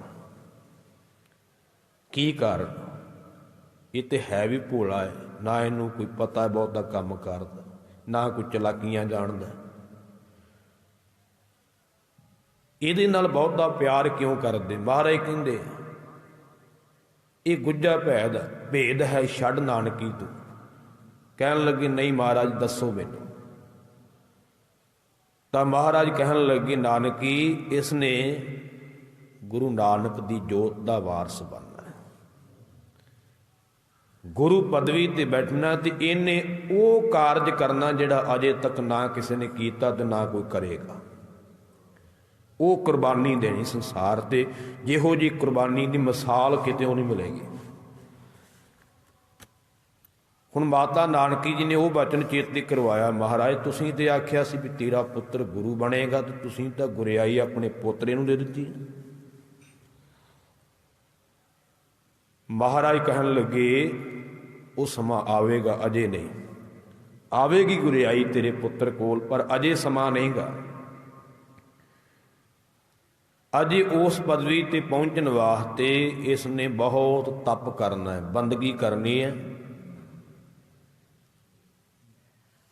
ਮਾਤਾ ਨਾਨਕੀ ਜੀ ਨੇ ਆਖਿਆ ਮਹਾਰਾਜ ਮੈਂ ਨਹੀਂ ਰਹਿਣਾ, ਮੈਨੂੰ ਵੀ ਨਾਲ ਲੈ ਜਾਓ ਸੱਚਖੰਡ, ਮੇਰਾ ਨਹੀਂ ਜੀ ਲੱਗਦਾ। ਪਾਤਸ਼ਾਹ ਕਹਿਣ ਲੱਗੇ ਨਹੀਂ, ਅਜੇ ਤੂੰ ਰਹਿਣਾ ਸੰਸਾਰ ਤੇ, ਤੇਰੀ ਅਜੇ ਪ੍ਰਾਰਬਧ ਹੈ, ਅਜੇ ਤੂੰ ਆਪਣੇ ਪੁੱਤਰ ਨੂੰ ਗੁਰੂ ਬਣਿਆ ਵੀ ਦੇਖਣਾ ਹੈ, ਤੇ ਆਪਣੇ ਘਰ ਮਹਾਬਲੀ ਯੋਧੇ ਪੋਤਰੇ ਦੇ ਦਰਸ਼ਨ ਵੀ ਕਰਨੇ ਆ, ਉਹਨੂੰ ਆਪਣੇ ਹੱਥਾਂ 'ਚ ਖਿਡਾਉਣਾ ਹੈ। ਇਸ਼ਾਰਾ ਸੀ ਗੁਰੂ ਗੋਬਿੰਦ ਸਿੰਘ ਵੱਲ, ਉਹ ਵੀ ਤੂੰ ਕਾਰਜ ਕਰਨਾ ਹੈ, ਫਿਰ ਤੂੰ ਆਉਣਾ ਸਾਡੇ ਕੋਲ। ਅਤੇ ਹੁਣ ਅਸੀਂ ਸਰੀਰ ਤਿਆਗ ਦੇਣਾ ਹੈ, ਤੇ ਸਾਡੇ ਸਰੀਰ ਤਿਆਗਣ ਤੋਂ ਬਾਅਦ ਤੂੰ ਇੱਥੇ ਨਹੀਂ ਰਹਿਣਾ ਕੀਰਤਪੁਰ, ਤੂੰ ਬਾਬੇ ਬਕਾਲੇ ਚਲੀ ਜਾਵੇਂ। ਇਹ ਹੁਕਮ ਕਰ ਦਿੱਤਾ ਸੀ ਮਹਾਰਾਜ ਨੇ। ਮਹਾਰਾਜ ਨੂੰ ਪਤਾ ਸੀ ਵੀ ਉੱਥੇ ਗੁਰੂ ਤੇਗ ਬਹਾਦਰ ਸਾਹਿਬ ਨੇ ਬੰਦਗੀ ਕਰਨੀ ਹੈ। ਇਉਂ ਵਚਨ ਕਰ ਦਿੱਤੇ ਤਾਂ ਸਤਿਗੁਰੂ ਪਾਤਸ਼ਾਹ ਗੁਰੂ ਹਰਗੋਬਿੰਦ ਸਾਹਿਬ ਮਹਾਰਾਜ ਨੇ ਫਿਰ ਕੀਰਤਪੁਰ ਸਾਹਿਬ ਦੀ ਧਰਤੀ ਤੇ ਸਰੀਰ ਤਿਆਗ ਦਿੱਤਾ, ਸਰੀਰ ਅਲੋਪ ਕਰ ਲਿਆ। ਅੰਤਮ ਕਿਰਿਆ ਵੀ ਸਤਿਗੁਰਾਂ ਦੇ ਸਰੂਪ ਦੀ ਨਿਭਾਈ ਗਈ। ਧੰਨ ਗੁਰੂ ਹਰਿਰਾਏ ਸਾਹਿਬ ਮਹਾਰਾਜ ਗੁਰਤਾ ਗੱਦੀ ਦੇ ਮਾਲਕ ਬਣੇ ਤੇ ਗੁਰੂ ਪਿਆਰ ਵਾਲਿਓ, ਸਤਿਗੁਰੂ ਹਰਗੋਬਿੰਦ ਸਾਹਿਬ ਜੀ ਨੇ ਹੁਕਮ ਕੀਤਾ ਸੀ ਗੁਰੂ ਹਰਿਰਾਏ ਸਾਹਿਬ ਜੀ ਨੂੰ ਕਿ ਤੁਸੀਂ ਹਰ ਵਕਤ ਆਪਣੇ ਨਾਲ 2200 ਘੋੜ ਸਵਾਰ ਸੂਰਮਾ ਰੱਖਣਾ ਹੈ, ਪਰ ਜੰਗ ਨਹੀਂ ਕਰਨਾ। ਤਾਂ ਧੰਨ ਗੁਰੂ ਹਰਿਰਾਏ ਸਾਹਿਬ ਜੀ ਨੇ ਪੁੱਛਿਆ ਸੀ, ਮਹਾਰਾਜ ਨਾਲੇ ਫੌਜ ਰੱਖਣ ਦਾ ਹੁਕਮ ਹੈ, ਨਾਲੇ ਤੁਸੀਂ ਕਹਿੰਦੇ ਜੰਗ ਨਹੀਂ ਕਰਨਾ। ਮਹਾਰਾਜ, ਜੇ ਕੋਈ ਵੈਰੀ ਚੜ੍ਹ ਕੇ ਆ ਗਿਆ ਤੇ ਸਾਡੇ ਕੋਲ ਫੌਜ ਹੋਈ ਤੇ ਫੌਜ ਹੁੰਦਿਆਂ ਵੀ ਅਸੀਂ ਲੜੇ ਨਾ ਤੇ ਲੋਕਾਂ ਨੇ ਤੇ ਗੁਰੂ ਘਰ ਦੀ ਨਿੰਦਿਆ ਕਰਨੀ ਵੀ ਇਹ ਬੁਝਦਿਲ ਹੈ, ਇਹ ਫੌਜ ਕੋਲ ਆ ਤੇ ਫਿਰ ਵੀ ਅੱਗੋਂ ਮੁਕਾਬਲਾ ਨਹੀਂ ਕੀਤਾ। ਮਹਾਰਾਜ, ਜੇ ਕੋਈ ਚੜ੍ਹ ਕੇ ਦੁਸ਼ਮਣ ਆਵੇਗਾ ਤਾਂ ਸਤਿਗੁਰੂ ਹਰਗੋਬਿੰਦ ਸਾਹਿਬ ਕਹਿਣ ਲੱਗੇ, ਜਿਹੜਾ ਚੜ੍ਹ ਕੇ ਆਵੇਗਾ ਉਹ ਗੜੇ ਵਾਂਗ ਗਲ ਜਾਵੇਗਾ। ਪਾਤਸ਼ਾਹ ਨੇ ਵਚਨ ਕੀਤਾ ਸੀ ਕਿ ਜਿਹੜਾ ਚੜ੍ਹ ਕੇ ਆਵੇਗਾ ਨਾ ਉਹ ਤੁਹਾਡੇ ਤੱਕ ਨਹੀਂ ਪਹੁੰਚੇਗਾ। ਜਿਵੇਂ ਗੜੇ ਡਿੱਗਦੇ ਨਾ ਤੇ ਕੁਝ ਸਮੇਂ ਬਾਅਦ ਉਹ ਖੁਰ ਜਾਂਦੇ ਨੇ, ਗਲ ਜਾਂਦੇ ਨੇ, ਕਹਿੰਦੇ ਨੇ ਉਹ ਦੁਸ਼ਮਣ ਇਸ ਤਰ੍ਹਾਂ ਗਲ ਜਾਵੇਗਾ, ਤੁਹਾਡੇ ਤੱਕ ਪਹੁੰਚੇਗਾ ਨਹੀਂ। ਇਤਿਹਾਸ ਨੂੰ ਪੜ੍ਹੀਏ, ਦੁਸ਼ਮਣ ਆਏ ਚੜ੍ਹ ਕੇ ਪਰ ਰਸਤੇ 'ਚ ਹੀ ਗਲ ਗਏ, ਮਾਰੇ ਗਏ, ਪਹੁੰਚ ਨਹੀਂ ਸਕੇ ਗੁਰੂ ਹਰਿਰਾਏ ਸਾਹਿਬ ਤੱਕ। ਇਹ ਸਤਿਗੁਰਾਂ ਦੇ ਬਚਨ ਪੂਰੇ ਹੋਏ। ਸਮਾਂ ਬੀਤਦਾ ਗਿਆ। ਧੰਨ ਗੁਰੂ ਹਰਿਰਾਏ ਪਾਤਸ਼ਾਹ ਜੀ ਗੁਰਤਾ ਗੱਦੀ ਦੇ ਮਾਲਕ ਬਣੇ। ਬੜੇ ਕੌਤਕ ਸਤਿਗੁਰਾਂ ਨੇ ਕੀਤੇ। ਚਲੋ ਇੱਕ ਦੋ ਕੌਤਕ ਹੋਰ ਤੁਹਾਨੂੰ ਸਰਵਣ ਕਰਵਾ ਦੇਵਾਂ। ਜੇ ਆਪਾਂ ਝਾਤੀ ਮਾਰੀਏ ਤੇ ਜਿੰਨਾ ਅਦਬ ਸਤਿਕਾਰ ਸਤਿਗੁਰੂ ਹਰਿਰਾਏ ਸਾਹਿਬ ਜੀ ਨੇ ਬਾਣੀ ਦਾ ਕੀਤਾ ਉਹਨਾਂ ਕੋਈ ਨਹੀਂ ਕਰ ਸਕਦਾ। ਉਹਨਾਂ ਦੇ ਜੀਵਨ ਵਿੱਚੋਂ 2-3 ਸਾਖੀਆਂ ਮਿਲਦੀਆਂ ਗੁਰਬਾਣੀ ਦੇ ਅਦਬ ਸਤਿਕਾਰ ਵਾਸਤੇ। ਉਹ ਸਾਨੂੰ ਸਿਧਾਂਤ ਦਿੱਤਾ, ਸਾਡੇ ਜੀਵਨ ਨੂੰ ਸਵਾਰਨ ਵਾਸਤੇ ਪਾਤਸ਼ਾਹ ਨੇ ਇਹ ਆਪ ਸਤਿਕਾਰ ਕਰਕੇ ਦੱਸਿਆ ਹੈ ਕਿ ਕਿਵੇਂ ਗੁਰੂ ਕੀ ਬਾਣੀ ਦਾ ਸਤਿਕਾਰ ਕਰਨਾ ਹੈ। ਇੱਕ ਤਾਂ ਜ਼ਿਕਰ ਮਿਲਦਾ ਹੈ ਕਿ ਇੱਕ ਦਿਨ ਸਤਿਗੁਰੂ ਹਰਿਰਾਏ ਪਾਤਸ਼ਾਹ ਜੀ ਪਲੰਗੇ ਦੇ ਉੱਪਰ ਆਰਾਮ ਕਰ ਰਹੇ ਸਨ ਤੇ ਸੰਗਤ ਚੱਲ ਕਰਕੇ ਆਈ ਤੇ ਸੰਗਤ ਕੀਰਤਨ ਕਰਦੀ ਆਉਂਦੀ ਸੀ। ਇਹ ਪੁਰਾਣੇ ਸਮੇਂ ਸਤਿਗੁਰਾਂ ਦੇ ਵੇਲੇ ਸਿੱਖਾਂ ਦਾ ਜੀਵਨ ਐਸਾ ਸੀ ਕਿ ਜਦੋਂ ਗੁਰੂ ਕੋਲ ਆਉਣਾ ਹੈ ਗੱਲਾਂ ਕਰਦਿਆਂ ਨਹੀਂ ਆਉਣਾ, ਬਾਣੀ ਪੜ੍ਹਦਿਆਂ, ਸਿਮਰਨ ਕਰਦਿਆਂ, ਕੀਰਤਨ ਕਰਦਿਆਂ ਆਉਣਾ। ਹੁਣ ਤਾਂ ਖੇਡ ਸਾਡੀ ਵਿਗੜੀ ਹੋਈ ਹੈ, ਸਾਨੂੰ ਪਤਾ ਹੀ ਹੈ। ਘਰੋਂ ਤੁਰਦੇ ਹਾਂ ਤੇ ਗੱਲਾਂ ਕਰਦੇ ਗੁਰੂ ਘਰ ਆਉਣੇ, ਗੁਰੂ ਘਰੋਂ ਤੁਰਦੇ ਹਾਂ ਤੇ ਫਿਰ ਗੱਲਾਂ ਕਰਦੇ ਪਹੁੰਚ ਜਾਂਦੇ। ਜੋ ਕੁਝ ਸੁਣਿਆ ਹੈ ਉਹ ਇੱਥੇ ਹੀ ਛੱਡ ਜਾਂਦੇ, ਜਾਂ ਤੇ ਫਿਰ ਇਹੀ ਰਾਹ ਵਿੱਚ ਵਿਚਾਰਦੇ ਜਾਈਏ ਕਿ ਅੱਜ ਆਪਾਂ ਆਹ ਸੁਣ ਕੇ ਆਏ, ਫਿਰ ਤਾਂ ਠੀਕ। ਜਾਂ ਬਾਣੀ ਪੜ੍ਹਦੇ ਜਾਈਏ ਜਾਂ ਸਿਮਰਨ ਕਰਦੇ ਜਾਈਏ। ਹੁਣ ਸੰਗਤ ਆਈ ਹੈ ਤੇ ਕੀਰਤਨ ਕਰਦੀ ਆ ਰਹੀ ਹੈ, ਬੜੀ ਮਿੱਠੀ ਸੁਰ ਦੇ ਵਿੱਚ ਪ੍ਰੇਮ ਦੇ ਨਾਲ ਗੁਰਬਾਣੀ ਦੇ ਸ਼ਬਦ ਪੜ੍ਹਦੀ ਆ ਰਹੀ ਹੈ। ਸਤਿਗੁਰੂ ਜੀ ਪਲੰਗੇ ਤੇ ਆਰਾਮ ਕਰ ਰਹੇ, ਕੰਨਾਂ 'ਚ ਆਵਾਜ਼ ਪਈ। ਸਤਿਗੁਰੂ ਹਰਿਰਾਏ ਸਾਹਿਬ ਜੀ ਬੜੀ ਤੇਜ਼ੀ ਨਾਲ ਉੱਠੇ, ਬੜੀ ਕਾਹਲੀ ਦੇ ਨਾਲ। ਤੇ ਜਦੋਂ ਕਾਹਲੀ ਦੇ ਨਾਲ ਉੱਠੇ ਨਾ, ਮਹਾਰਾਜ ਦਾ ਸੱਜਾ ਗੋਡਾ ਜਿਹੜਾ ਸੀ ਪਲੰਗੇ ਦੀ ਬਾਹੀ ਨਾਲ ਵੱਜਾ ਤੇ ਸਤਿਗੁਰਾਂ ਦੇ ਗੋਡੇ ਵਿੱਚੋਂ ਖੂਨ ਨਿਕਲਣ ਲੱਗ ਪਿਆ। ਸਿੱਖ ਦੌੜ ਕਰਕੇ ਆਏ ਪਾਤਸ਼ਾਹ ਦੇ ਕੋਲ, ਕਹਿਣ ਲੱਗੇ, ਮਹਾਰਾਜ ਕੀ ਕਾਰਨ, ਤੁਸੀਂ ਇੰਨੀ ਕਾਹਲੀ ਨਾਲ ਕਿਉਂ ਉੱਠੇ? ਮਹਾਰਾਜ ਕਹਿਣ ਲੱਗੇ ਵੀ ਸੰਗਤ ਬਾਣੀ ਪੜ੍ਹਦੀ ਆ ਰਹੀ ਸੀ ਅਤੇ ਅਸੀਂ ਪਲੰਘੇ ਤੇ ਪਏ ਸਾਂ, ਉੱਚੀ ਥਾਂ ਤੇ ਸਾਂ, ਸੰਗਤ ਨੀਵੀਂ ਥਾਂ ਤੇ ਤੁਰੀ ਆ ਰਹੀ ਸੀ ਬਾਣੀ ਪੜ੍ਹਦਿਆਂ। ਤੇ ਗੁਰਬਾਣੀ ਦਾ ਫਿਰ ਨਰਾਦਰ ਹੋ ਜਾਣਾ ਸੀ ਜੇ ਅਸੀਂ ਉੱਚੀ ਥਾਂ ਤੇ ਲੰਮੇ ਪਏ ਰਹਿੰਦੇ। ਤੇ ਅਸੀਂ ਤੇ ਗੁਰਬਾਣੀ ਦੇ ਸਤਿਕਾਰ ਵਾਸਤੇ ਤੇਜ਼ੀ ਨਾਲ ਉੱਠੇ ਆ। ਗੁਰਸਿੱਖਾਂ ਨੇ ਬੇਨਤੀ ਕੀਤੀ, ਮਹਾਰਾਜ ਬਾਣੀ ਵੀ ਤਾਂ ਤੁਸੀਂ ਰਚਣ ਵਾਲੇ ਆ, ਤੁਸੀਂ ਹੀ ਇਹ ਬਾਣੀ ਦੀ ਰਚਨਾ ਕੀਤੀ ਹੈ। ਮਹਾਰਾਜ ਕਹਿੰਦੇ ਠੀਕ ਹੈ, ਬਾਣੀ ਸਾਡੇ ਸਰੂਪਾਂ ਸਾਹੀਂ ਆਈ ਹੈ, ਪਰ ਇਹ ਗੁਰਬਾਣੀ ਕੇਵਲ ਅੱਖਰ ਨਹੀਂ ਗਏ, ਇਹ ਤਾਂ ਧੁਰ ਕੀ ਬਾਣੀ ਆਈ। ਤਿੰਨ ਸਗਲੀ ਚਿੰਤ ਮਿਟਾਈ, ਧੁਰ ਤੋਂ ਆਈ ਹੋਈ ਬਾਣੀ ਹੈ। ਇਹ ਕੋਈ ਅਸੀਂ ਅੱਖਰ ਨਹੀਂ ਜੋੜੇ, ਇਹ ਤਾਂ ਜੈਸੀ ਮੈਂ ਆਵੈ ਖਸਮ ਕੀ ਬਾਣੀ, ਤੈਸੜਾ ਕਰੀ ਗਿਆਨ ਵੇ ਲਾਲੋ। ਜਿਵੇਂ ਮਾਲਕ ਵੱਲੋਂ ਹੁਕਮ ਆਇਆ ਉਹ ਹੁਕਮ ਸੁਣਾਇਆ। ਤੇ ਪਾਤਸ਼ਾਹ ਕਹਿਣ ਲੱਗੇ ਇਹ ਬਾਣੀ ਜਿਹੜੀ ਹੈ ਇਹ ਸਾਡੇ ਸਰੂਪ ਤੋਂ ਮਹਾਨ ਹੈ। ਤੇ ਪਾਤਸ਼ਾਹ ਨੇ ਫਿਰ ਬਚਨ ਕੀਤਾ ਹੈ ਕਿ ਜਿਹੜਾ ਮੇਰਾ ਗੁਰਸਿੱਖ ਹੋਵੇਗਾ ਉਹਨੂੰ ਗੁਰਬਾਣੀ ਦਾ ਬਹੁਤ ਭੈ ਹੋਵੇਗਾ। ਇਤਿਹਾਸ ਦੇ ਬਚਨ ਨੇ, ਜੋ ਗੁਰ ਭਗਤ ਸੋ ਸਿੱਖ ਹੈ ਮੇਰਾ, ਗੁਰਬਾਣੀ ਭੈ ਤਿਸੈ ਕਨੇਰਾ। ਕਹਿੰਦੇ ਜਿਹੜਾ ਗੁਰੂ ਦਾ ਭਗਤ ਹੈ ਉਹੀ ਮੇਰਾ ਸਿੱਖ ਹੈ। ਕਹਿੰਦੇ ਉਸ ਨੂੰ ਗੁਰਬਾਣੀ ਦਾ ਬਹੁਤ ਭੈ ਹੋਵੇਗਾ। ਫਿਰ ਮਹਾਰਾਜ ਕਹਿੰਦੇ ਜਿਹੜਾ ਸਿੱਖ ਬਾਣੀ ਦਾ ਭੈ ਰੱਖੇਗਾ, ਅਦਬ ਰੱਖੇਗਾ, ਉਹ ਬਿਨਾਂ ਯਤਨ ਕਰਨ ਤੋਂ ਹੀ ਸੰਸਾਰ ਤੋਂ ਤਰ ਜਾਵੇਗਾ, ਉਹਦਾ ਪਾਰ ਉਤਾਰਾ ਹੋ ਜਾਵੇਗਾ। ਤੇ ਫਿਰ ਮਹਾਰਾਜ ਨੇ ਅਗਲਾ ਬਚਨ ਕੀਤਾ ਜੋ ਇਤਿਹਾਸ ਵਿੱਚ ਦਰਜ ਹੈ ਕਿ ਜਿਨ ਭੈ ਅਦਬ ਨ ਬਾਣੀ ਧਾਰਾ, ਜਾਨਹੁ ਸੋ ਸਿੱਖ ਨਹੀਂ ਹਮਾਰਾ। ਅਗਲਾ ਬਚਨ ਕੀਤਾ ਕਿ ਜਿਹਦੇ ਅੰਦਰ ਗੁਰਬਾਣੀ ਦਾ ਭੈ ਨਹੀਂ, ਅਦਬ ਨਹੀਂਗਾ, ਤੇ ਮਹਾਰਾਜ ਕਹਿੰਦੇ ਜਾਣੋ ਫਿਰ ਉਹ ਸਾਡਾ ਸਿੱਖ ਵੀ ਨਹੀਂਗਾ। ਇਹ ਤਾਂ ਹੁਣ ਆਪਾਂ ਨੂੰ ਝਾਤੀ ਮਾਰਨ ਦੀ ਲੋੜ ਹੈ ਵੀ ਕਿੰਨਾ ਕੁ ਅਦਬ ਅਸੀਂ ਕਰਦੇ ਹਾਂ। ਕਈ ਵਾਰ ਮੈਂ ਇੱਥੇ ਵੀ ਵੇਖਦਾ ਹੁੰਦਾ ਬਾਣੀ ਪੜ੍ਹਦਿਆਂ ਨੂੰ, ਕਈ ਭੈਣਾਂ ਪੜ੍ਹਦੀਆਂ, ਕਈ ਗੁਰਮੁਖ ਪੜ੍ਹਦੇ ਆ, ਉੱਦਾਂ ਹੀ ਪੈਰਾਂ ਨੂੰ ਹੱਥ ਲਾਈ ਜਾਣਗੇ, ਉੱਦਾਂ ਹੀ ਕੋਲ ਮੋਬਾਇਲ ਸੁਣੀ ਜਾਣਗੇ, ਉੱਦਾਂ ਹੀ ਬਾਣੀ ਪੜ੍ਹੀ ਜਾਣਗੇ, ਕੋਈ ਭੈ ਡਰ ਨਹੀਂ ਮਨ ਵਿੱਚ। ਆਪਾਂ ਨੂੰ ਇਹ ਤੇ ਪਤਾ ਹੈ ਕਿ ਮੋਬਾਇਲ ਨੂੰ ਆਪਾਂ ਕਿੰਨੇ ਝੂਠੇ ਮਿੱਠੇ ਹੱਥ ਲਾ ਲੈਂਦੇ, ਤੇ ਉਹੀ ਹੱਥ ਫਿਰ ਆਪਾਂ ਗੁਰਕਾ ਸਾਹਿਬ ਨੂੰ ਲਾ ਲੈਂਦੇ ਹਾਂ। ਕਿੰਨਾ ਕੁ ਭੈ ਸਾਡੇ ਮਨ ਵਿੱਚ, ਕਿੰਨਾ ਕੁ ਅਦਬ ਸਾਡੇ ਮਨ ਵਿੱਚ ਹੈ। ਥੱਲੇ ਹੱਥ ਲਾ ਕਰਕੇ ਦਰੀ ਨੂੰ ਉਹੀ ਹੱਥ ਲਾਈ ਜਾਂਦੇ, ਭੈ ਨਹੀਂ ਰਹਿ ਗਿਆ। ਉਹੀ ਹੱਥ ਮੂੰਹ ਨੂੰ ਲਾ ਕਰਕੇ ਫਿਰ ਅਸੀਂ ਗੁਰਕਾ ਸਾਹਿਬ ਨੂੰ ਲਾ ਲੈਂਦੇ, ਭੈ ਤਾਂ ਨਹੀਂ ਨਾ ਮਨ ਵਿੱਚ। ਤੇ ਜੇ ਦਸੀਏ ਤੇ ਕਈ ਕਹਿਣਗੇ ਜੀ ਕਰਮ ਕਾਂਡ,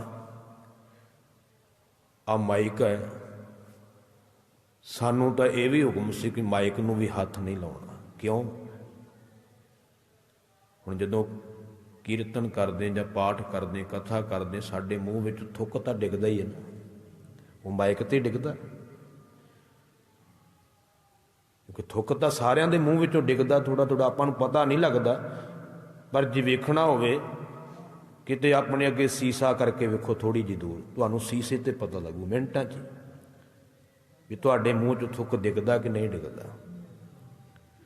ਜਦੋਂ ਆਪਾਂ ਸਾਹ ਵੀ ਲੈਂਦੇ ਨਾ, ਸਾਹ ਦੇ ਰਾਹੀਂ ਵੀ ਤੁਸੀਂ ਸੀਸੇ ਅੱਗੇ ਕਰੋਗੇ ਤੇ ਉਸੇ ਵੇਲੇ ਉਹਦੇ ਉੱਤੇ ਧੁੰਦ ਜੀ ਛਾ ਜਾਵੇਗੀ। ਇਹਦਾ ਮਤਲਬ ਉਹ ਵੀ ਅੱਗੇ ਜਾਂਦਾ ਤੇ ਝੂਠਾ ਹੁੰਦਾ ਮਾਈਕ। ਤੇ ਕਈ ਗ੍ਰੰਥੀ ਮਾਈਕ ਨੂੰ ਵੀ ਫੜ ਲੱਗਿਆ, ਕੋਈ ਹਜ਼ੂਰੀਏ ਦੀ ਵਰਤੋਂ ਨਹੀਂ ਕਰਦੇ, ਬਸ ਉੱਦਾਂ ਹੀ। ਕੀ ਗੁਰਬਾਣੀ ਦਾ ਭੈ ਹੈ?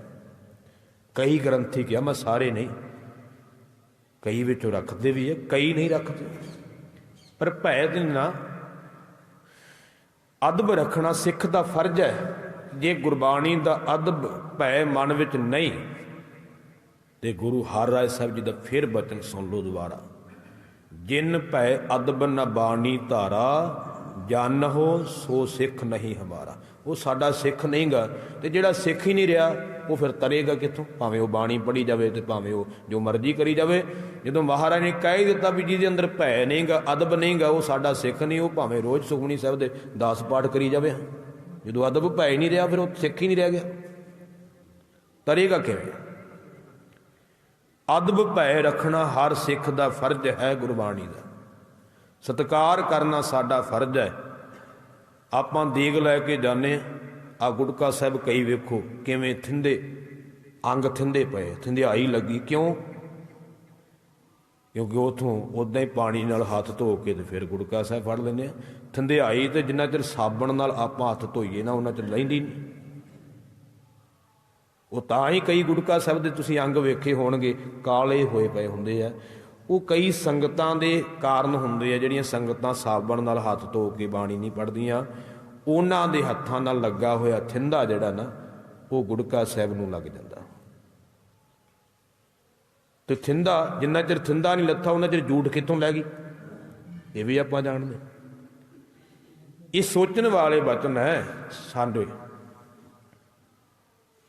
ਸੋ ਗੁਰਬਾਣੀ ਦਾ ਅਦਬ ਭੈ ਗੁਰੂ ਹਰਿਰਾਏ ਸਾਹਿਬ ਜੀ ਨੇ ਬਹੁਤ ਕੀਤਾ। ਇੱਕ ਹੋਰ ਸਾਖੀ, ਚਲੋ ਸੰਖੇਪ ਰੂਪ ਸਰਵਣ ਕਰਵਾ ਦੇਵਾਂ। ਉਦੋਂ ਅੱਗੇ ਤਾਂ ਮਿਸਾਲ ਹੀ ਕੋਈ ਨਹੀਂ ਦਿੱਤੀ ਜਾ ਸਕਦੀ ਵੀ ਸਤਿਗੁਰੂ ਹਰਿਰਾਏ ਸਾਹਿਬ ਜੀ ਦੇ ਵੱਡੇ ਪੁੱਤਰ ਨੇ ਬਾਬਾ ਰਾਮ ਰਾਏ ਜੀ, ਜਿਨ੍ਹਾਂ ਨੂੰ ਸਤਿਗੁਰਾਂ ਨੇ ਦਿੱਲੀ ਭੇਜਿਆ ਔਰੰਗਜ਼ੇਬ ਬਾਦਸ਼ਾਹ ਦੇ ਕੋਲ ਕਿ ਹਰ ਸਵਾਲ ਦਾ ਜਵਾਬ ਦੇਣਾ, ਸ਼ਕਤੀਆਂ ਦੇ ਕੇ ਭੇਜਿਆ। ਬਾਬਾ ਰਾਮ ਰਾਏ ਜੀ ਨੇ ਉੱਥੇ ਹਰ ਸਵਾਲ ਦਾ ਜਵਾਬ ਦਿੱਤਾ ਹੈ। 72 ਕਰਾਮਾਤਾਂ ਦਿਖਾਈਆਂ ਨੇ ਇਤਿਹਾਸਕਾਰਾਂ ਦੀ ਲਿਖਤ ਮੁਤਾਬਕ। ਪਰ ਇੱਕ ਥਾਂ ਤੇ ਆ ਕੇ ਬਾਬਾ ਰਾਮ ਰਾਏ ਵੀ ਡੋਲ ਗਿਆ, ਕਿਉਂਕਿ ਬਾਬੇ ਰਾਮ ਰਾਏ ਦਾ ਸਤਿਕਾਰ ਬੜਾ ਸੀ ਬਾਦਸ਼ਾਹ ਦੀ ਕਚਹਿਰੀ ਵਿੱਚ। ਔਰੰਗਜ਼ੇਬ ਬੜਾ ਮਾਣ ਕਰਦਾ ਸੀ, ਉੱਚੇ ਆਸਣ ਤੇ ਬਿਠਾਉਂਦਾ ਸੀ। ਜਿਹੜੇ ਕਾਜੀ ਤੇ ਮੁੱਲਾਂ ਸੀ ਉਹ ਬੜੇ ਸੜਦੇ ਸਨ ਵੀ ਸਾਨੂੰ ਤਾਂ ਇਹਨੇ ਨੀਵਾਂ ਕਰ ਦਿੱਤਾ, ਸਾਡਾ ਸਤਿਕਾਰ ਪਹਿਲਾਂ ਵਾਲਾ ਰਿਹਾ ਨਹੀਂ। ਈਰਖਾ ਪੈਦਾ ਹੋ ਜਾਂਦੀ ਹੈ। ਆਪਾਂ ਵੀ ਦੇਖਦੇ ਹਾਂ ਸੰਸਾਰ ਅੰਦਰ, ਜਿਹਨੂੰ ਸਤਿਕਾਰ ਮਿਲਣ ਲੱਗ ਪਏ ਦੂਜਾ ਈਰਖਾ ਕਰਨ ਲੱਗ ਪੈਂਦਾ।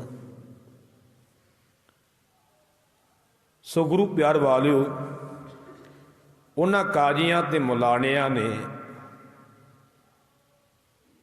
ਗੁਰੂ ਗ੍ਰੰਥ ਸਾਹਿਬ ਦਾ ਇੱਕ ਬਚਨ ਕਚਹਿਰੀ ਵਿੱਚ ਪੜ੍ਹਿਆ।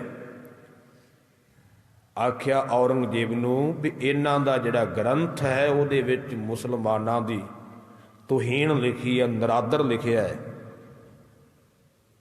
ਉਲਟ ਲਿਖਿਆ ਹੈ। ਉਹ ਬਚਨ ਆਸਾ ਕੀ ਵਾਰ ਦਾ ਉਹਨਾਂ ਨੇ ਪੜ੍ਹਿਆ। ਮਿੱਟੀ ਮੁਸਲਮਾਨ ਕੀ ਪੇੜੈ ਪਈ ਘੁਮਿਆਰ। ਤੇ ਜਦੋਂ ਬਾਬੇ ਰਾਮ ਰਾਏ ਨੂੰ ਪੁੱਛਿਆ ਵੀ ਇਹਦੇ ਅਰਥ ਕਰਕੇ ਦੱਸੋ, ਇਹ ਬਚਨ ਕਿਵੇਂ ਹੈ? ਹੁਣ ਅਰਥ ਤਾਂ ਜਿਹੜੇ ਹੋਣੇ ਸੀ ਉਹ ਕਰਨੇ ਚਾਹੀਦੇ ਸਨ, ਪਰ ਰਾਮ ਰਾਏ ਨੇ ਸੋਚਿਆ ਕਿ ਜੇ ਮੈਂ ਸਹੀ ਅਰਥ ਕਰ ਦਿੱਤੇ ਤੇ ਔਰੰਗਜ਼ੇਬ ਨੇ ਮੇਰੇ ਨਾਲ ਨਾਰਾਜ਼ ਹੋ ਜਾਣਾ ਤੇ ਮੇਰਾ ਖਾਣਾ ਪੀਣਾ ਬੰਦ ਹੋ ਜਾਣਾ। ਖੁਸ਼ਾਮਦ ਬਣ ਗਿਆ ਸੀ ਨਾ। ਉਸ ਨੇ ਸਹੀ ਅਰਥ ਕਰਨ ਦੀ ਦਾਏਂ ਉਹ ਪੰਕਤੀ ਬਦਲ ਦਿੱਤੀ। ਜਿੱਥੇ ਲਿਖਿਆ ਸੀ ਨਾ ਮਿੱਟੀ ਮੁਸਲਮਾਨ ਕੀ, ਮੁਸਲ ਦੀ ਥਾਂ ਤੇ ਉਹਨੇ ਬੇਈ ਪੜ੍ਹ ਦਿੱਤਾ। ਕਹਿੰਦਾ ਇੱਥੇ ਇਹ ਭੁਲੇਖੇ ਨਾਲ ਲਿਖਿਆ ਹੋਵੇਗਾ, ਅਸਲ ਸ਼ਬਦ ਤਾਂ ਬੇਈਮਾਨ ਬਣਦਾ। ਬੇਈਮਾਨ ਤਾਂ ਹਰ ਧਰਮ ਵਿੱਚ ਹੁੰਦੇ ਨੇ।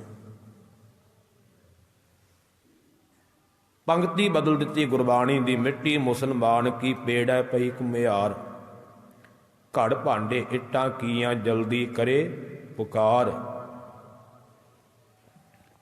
ਅਸਲ ਵਿੱਚ ਭਾਵ ਉਹਦਾ ਕੀ ਸੀ? ਗੁਰੂ ਨਾਨਕ ਸਾਹਿਬ ਨੇ ਇਹ ਬਚਨ ਕਿਉਂ ਉਚਾਰਨ ਕੀਤੇ? ਕਿਉਂਕਿ ਮੁਸਲਮਾਨ ਕਹਿੰਦੇ ਸਨ ਜਿਹੜਾ ਸੜ ਕੇ ਮਰਦਾ ਉਹਦੀ ਮੁਕਤੀ ਨਹੀਂ ਹੁੰਦੀ, ਉਹ ਸਵਰਗਾਂ ਨੂੰ ਨਹੀਂ ਜਾਂਦਾ। ਤੇ ਮਹਾਰਾਜ ਕਹਿੰਦੇ ਫਿਰ ਸੜਦੇ ਤਾਂ ਮੁਸਲਮਾਨ ਵੀ ਆ, ਕਿਉਂਕਿ ਕਬਰਾਂ 'ਚ ਦਫਨਾਏ ਜਾਂਦੇ ਆ।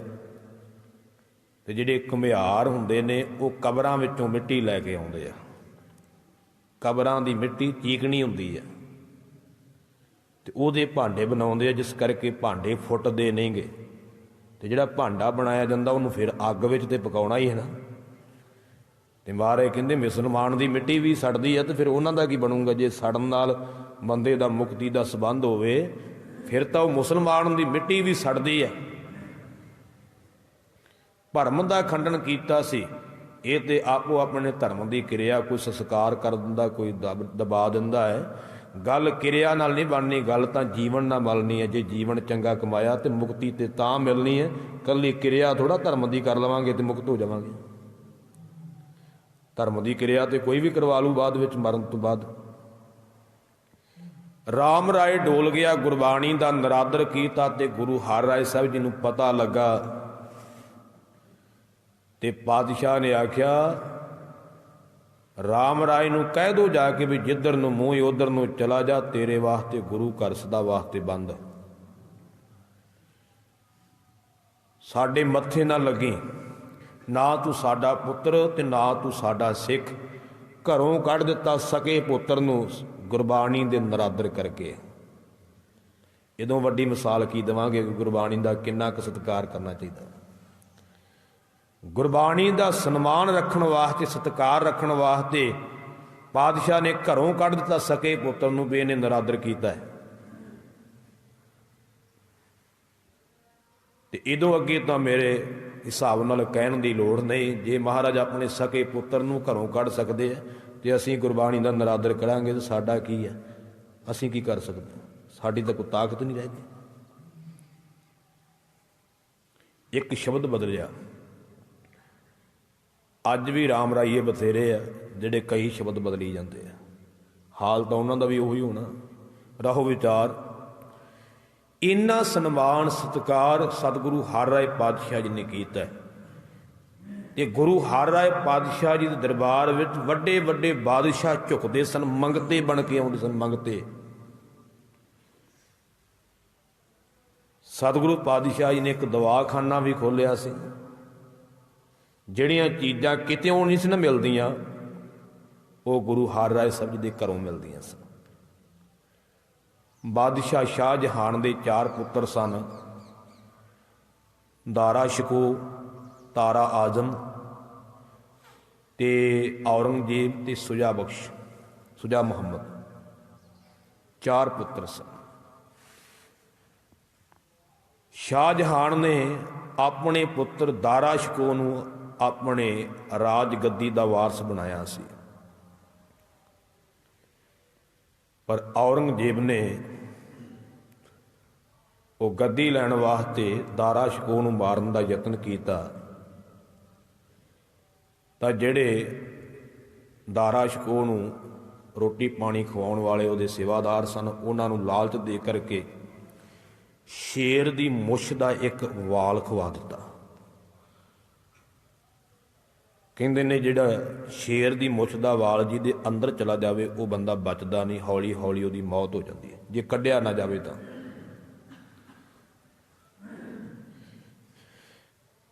ਦਾਰਾ ਸ਼ਿਕੋ ਬਿਮਾਰ ਪੈ ਗਿਆ। ਦਿਨੋਂ ਦਿਨ ਸਰੀਰ ਜਿਹੜਾ ਹੈ ਉਹ ਕਮਜ਼ੋਰ ਹੁੰਦਾ ਜਾਵੇ। ਬੜੇ ਇਲਾਜ ਕੀਤੇ ਪਰ ਨਾ ਹੋਇਆ। ਆਖਰਕਾਰ ਹਕੀਮਾਂ ਨੇ ਇਹ ਗੱਲ ਕਹੀ ਵੀ ਜਿੰਨਾ ਚਿਰ ਇਹਦੇ ਅੰਦਰੋਂ ਸ਼ੇਰ ਦੀ ਮੁੱਛ ਦਾ ਵਾਲ ਨਹੀਂ ਕੱਢਿਆ ਜਾਂਦਾ, ਉਹਨਾਂ ਚਿਰ ਇਹ ਠੀਕ ਨਹੀਂ ਹੋ ਸਕਦਾ। ਕਿਉਂਕਿ ਉਦੋਂ ਕਿਹੜੇ ਆਪਰੇਸ਼ਨ ਹੁੰਦੇ ਸੀ। ਤੇ ਕਹਿੰਦੇ ਉਹ ਵਾਲ ਕਿਵੇਂ ਨਿਕਲੇਗਾ? ਆਖਿਆ ਸੀ ਕਿ ਇੱਕ 10 ਤੋਲੇ ਦੀ ਹਰੜ ਹੋਵੇ, ਇੱਕ ਮਾਸੇ ਦਾ ਲੌਂਗ ਹੋਵੇ। ਇਹ 2 ਚੀਜ਼ਾਂ ਖਵਾਈਆਂ ਜਾਣ ਤੇ ਇਹਦੇ ਨਾਲ ਇੱਕ ਜਿਹੜਾ ਸ਼ੇਰ ਦੀ ਮੁੱਛ ਦਾ ਵਾਲ ਬਾਹਰ ਨਿਕਲ ਆਵੇਗਾ।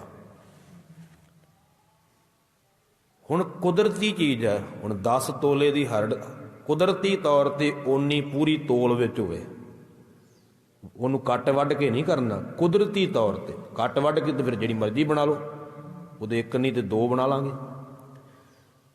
ਹਕੀਮ ਦਾ ਕਹਿਣ ਦਾ ਭਾਵ ਸੀ ਕਿ ਕੁਦਰਤੀ ਤੌਰ ਤੇ ਉਹਦਾ ਭਾਰ 10 ਤੋਲੇ ਹੋਵੇ। ਇਹ ਚੀਜ਼ਾਂ ਬੜੀਆਂ ਕੀਮਤੀ ਹੁੰਦੀਆਂ, ਉਹ ਕਿਤੇ ਕਿਤੇ ਮਿਲਦੀਆਂ, ਹਰ ਥਾਂ ਨਹੀਂ। ਤੇ ਇੱਕ ਮਾਸੇ ਦਾ, ਪੂਰੇ ਇੱਕ ਮਾਸੇ ਦਾ ਲੌਂਗ, ਵੱਧ ਘੱਟ ਨਹੀਂ ਹੋਣਾ ਚਾਹੀਦਾ। ਤੇ उस वेले बादशाह बड़ा सोची पै गया भी ये कित्थों लभांगे, कितों मिलिया ना। बड़ी थां ते खोजिया। कहंदे ने एक फकीर, चिश्ती फकीर, जिहड़ा गुरु हरराय साहिब दे कोल गया सी, एक बार ज्ञान की चर्चा करके आया सी, उन्हें गुरु के खजाने विच ये दो चीज़ां वेखियां सन। तां उसने बादशाह नूं किसी दे हत्थ सुनेहा भेजिया कि ये चीज़ां गुरु हरराय साहिब दे कोल हैगियां ने। 10 तोले की हरड़ भी हैगी है, एक मासे दा लौंग, गज मोती भी हैगा है। हाथी दे सिर विचों जिहड़ा मोती निकलदा हर हाथी विच नहीं हुंदा, किते किते हुंदा, वो भी बड़ा कीमती मन्निया जांदा। उस वेले बादशाह ने अपने 2 मंत्री सतगुरां दे कोल भेजे ने, वो 2 वस्तुआं 3 वस्तुआं लैण वास्ते चल करके आए। बादशाह नूं आ करके दस्सिया है। महाराज ने सोचा कि ये वस्तुआं देण वालियां ते नहीं, पर दूजा वचन वाचिया है भी एक तां बादशाह मंगता बन के मंग रहा है, ते दूजा जिहदे वास्ते ये लैके जाणियां दारा शको वास्ते वो गुरु घर दा प्यारा है, वो रब दा प्यारा है, बंदगी वाला है। तां महाराज ने उस वेले ये 3 चीज़ां दित्तियां। गज मोती, हाथी दे सिर विचों निकलण वाला मोती, गज हाथी नूं कहंदे, एक मासे दा लौंग ते 10 तोले दी हरड़। वो जा करके हकीम नूं दित्तियां। हकीम ने दारा शोको नूं खवाइयां ते वो वाल बाहर निकलिया ते दारा शको बचिया। मेरा कहण तो भाव कि गुरु हरराय साहिब दा दर ऐसा सी, वड्डे वड्डे बादशाह भी मंगते बन के आउंदे से। ਜਿਹੜੀਆਂ चीज़ां शाही खजाने विच नहीं सी, वो गुरु हरराय साहिब दे खजाने विच सन। गुरु हरराय साहिब जी दे एक बचन कह के मैं समाप्ति करा। एक बार गुरसिखां ने बेनती की कि सच्चे पातशाह धन गुरु हरराय साहिब महाराज, असीं बाणी पढ़ते हैं, मन नहीं कई बार टिकता, मन नहीं लगता, कि सानू उस बाणी पढ़न का फल मिलेगा कि वो एवें चली जाऊगी। साडे भी सवाल होंदे कि असीं बाणी पढ़ते हैं भी कि उसदा फल मिलेगा कि ना मिलेगा, साडा भला होवेगा कि नहीं होवेगा। महाराज कहन लगे समा आउण ते दसांगे। एक दिन पातशाह जी तुरे जा रहे ने गुरसिखां दे नाल, मींह पै के हटिया सी, धुप निकली सी, ते थे दे उपर दी लंघ रहे सन ते उत्थे एक बब्बर पिया सी, टुटा होया घड़ा, ओदी एक ठीकर पई हुई सी। ते जदों मींह पै के हटे फिर सूरज दीयां किरनां दे नाल चमकदी पई सी। उदों धुप भी बड़ी लिशकनी निकलदी है ना जदों मींह पै के हटदा। महाराज ने गुरसिखां नूं हुक्म कीता कि आओ जिहड़ी फलाने चीज़ चमकदी पई है ना, वो बब्बर पिया है, टुटी हुई ठीकरी पई हुई है घड़े दा, ठीकर पिया लैके आओ। लैके आंदा। महाराज कहन लगे भी सिखो दसो भी ये चमकदा क्यों, कि होर भी चीज़ां पईयां नहीं चमकदियां नहीं, ये क्यों चमकदा। कहन लगे महाराज इस बर्तन विच घ्यो पाया होवेगा किते। ते महाराज कहंदे भी घ्यो किन्ने क चिर दा। महाराज थे तो बड़ा पुराना है, की पता कदों दा है, ते बड़ा पुराना किते बर्तन होवेगा, इहदे विच किसी ने घ्यो पा के रखिया होवेगा, ते वो घ्यो दी थंधियाई इहदे विच है ते अज भी चमकदा है। महाराज कहन लगे बस यही तुहाडे सवाल दा जवाब। सदियां बीतण तो बाद भी ये घ्यो दी थंधियाई अज भी इस घड़े विच चमकदी है। इसे तरह जिहड़ा गुरु की बाणी पढ़दा उहदे अंदर भी गुरु की बाणी चमकदी रहिंदी है। उहदे अंदरों बाणी दा रस दूर नहीं होवेगा, उहदे अंदर गुरबाणी दी थंधियाई चले जावेगी अते उहदा भला हो जावेगा। भावें मन नहीं भी लगदा तां भी उहदे अंदर गुरबाणी दा असर जरूर होवेगा। ਕਰਮ ਸ਼ੁਭ ਹੋਣੇ ਚਾਹੀਦੇ ਆ। ਗੁਰਬਾਣੀ ਉਹਦਾ ਭਲਾ ਕਰੇਗੀ। ਮੇਰਾ ਕਹਿਣ ਤੋਂ ਭਾਵ ਕਿ ਹਰ ਸਵਾਲ ਦਾ ਜਵਾਬ ਵੀ ਪਾਤਸ਼ਾਹ ਜੀ ਬੜੇ ਢੰਗ ਨਾਲ ਦਿੰਦੇ ਸਨ ਅਤੇ ਬੜੀਆਂ ਰਹਿਮਤਾਂ ਸੰਸਾਰ ਤੇ ਵਰਤਾਈਆਂ ਨੇ। ਬੜੀ ਦੁਨੀਆ ਦਾ ਭਲਾ ਕੀਤਾ ਹੈ। ਉਮਰ ਭਾਵੇਂ ਸਤਿਗੁਰਾਂ ਦੀ ਸਰੀਰਕ ਥੋੜ੍ਹੀ ਹੈ, 30 ਸਾਲ ਤੇ 8 ਮਹੀਨੇ 20 ਦਿਨ ਦੀ ਸਾਰੀ ਉਮਰ ਹੋਈ ਪਾਤਸ਼ਾਹ ਜੀ। 22 ਸਾਲ ਤੇ 6 ਮਹੀਨੇ ਤੇ 20 ਦਿਨ ਗੁਰਤਾ ਗੱਦੀ ਦੇ ਉੱਪਰ ਬੈਠ ਕਰਕੇ ਪਾਤਸ਼ਾਹ ਨੇ ਸੰਸਾਰ ਦਾ ਭਲਾ ਕੀਤਾ ਹੈ। ਐਸੇ ਮਹਾਨ ਸਤਿਗੁਰੂ ਸ੍ਰੀ ਗੁਰੂ ਹਰਿ ਰਾਏ ਪਾਤਸ਼ਾਹ ਜੀ, ਜਿਨ੍ਹਾਂ ਦਾ ਅੱਜ ਆਪਾਂ ਪ੍ਰਕਾਸ਼ ਪੁਰਬ ਦਿਹਾੜਾ ਮਨਾ ਰਹੇ ਹਾਂ। ਸਮੂਹ ਸੰਗਤਾਂ ਨੂੰ ਸਤਿਗੁਰਾਂ ਦੇ ਪ੍ਰਕਾਸ਼ ਪੁਰਬ ਦਿਹਾੜੇ ਦੀ ਲੱਖ ਲੱਖ ਵਧਾਈ ਹੋਵੇ ਤੇ ਸਤਿਗੁਰੂ ਜੀ ਕਿਰਪਾ ਕਰਨ। ਸਤਿਗੁਰਾਂ ਦੇ ਜੀਵਨ ਵਿੱਚੋਂ ਸਾਨੂੰ ਇਹੀ ਸਿਧਾਂਤ ਮਿਲਿਆ ਹੈ ਕਿ ਸਤਿਗੁਰਾਂ ਦਾ ਹੁਕਮ ਮੰਨ ਕਰਕੇ ਸਾਰੀਆਂ ਬਖਸ਼ਿਸ਼ਾਂ ਹੁੰਦੀਆਂ ਨੇ ਤੇ ਗੁਰੂ ਕੀ ਬਾਣੀ ਦਾ ਜਿੰਨਾ ਅਦਬ ਭੈ ਸਤਿਕਾਰ ਕਰਾਂਗੇ ਉਹਨਾਂ ਗੁਰੂ ਕੀਆਂ ਰਹਿਮਤਾਂ ਹੋਣਗੀਆਂ। ਇਸ ਕਰਕੇ ਆਪਾਂ ਵੀ ਗੁਰੂ ਹੁਕਮ ਮੰਨੀਏ ਤੇ ਗੁਰੂ ਬਾਣੀ ਦਾ ਅਦਬ ਭੈ ਕਰੀਏ। ਸਭ ਸਿੱਖਣ ਕੋ ਹੁਕਮ ਹੈ ਗੁਰੂ ਮਾਨਿਓ, ਗ੍ਰੰਥ ਗੁਰੂ ਗ੍ਰੰਥ ਸਾਹਿਬ ਦੇ ਲੜ ਲੱਗੀਏ। ਖੰਡੇ ਬਾਟੇ ਦਾ ਅੰਮ੍ਰਿਤ ਛਕ ਕਰਕੇ ਗੁਰੂ ਦਸੀ ਮਰਿਆਦਾ ਵਿੱਚ ਚੱਲ ਕਰਕੇ ਨਾਮ ਬਾਣੀ ਸਤ ਸੰਗਤ ਅਭਿਆਸ ਕਰਕੇ ਆਪਣਾ ਜੀਵਨ ਸਵਾਰੀਏ। ਸਤਿਗੁਰੂ ਜੀ ਕਿਰਪਾ ਕਰਨ। ਇਤਨੀ ਸੇਵਾ ਪ੍ਰਵਾਨ ਕਰਿਓ। ਭੁੱਲਾਂ ਦੀ ਖਿਮਾ ਬਖਸ਼ਿਓ। ਬੁਲਾਓ ਫਤਿਹ।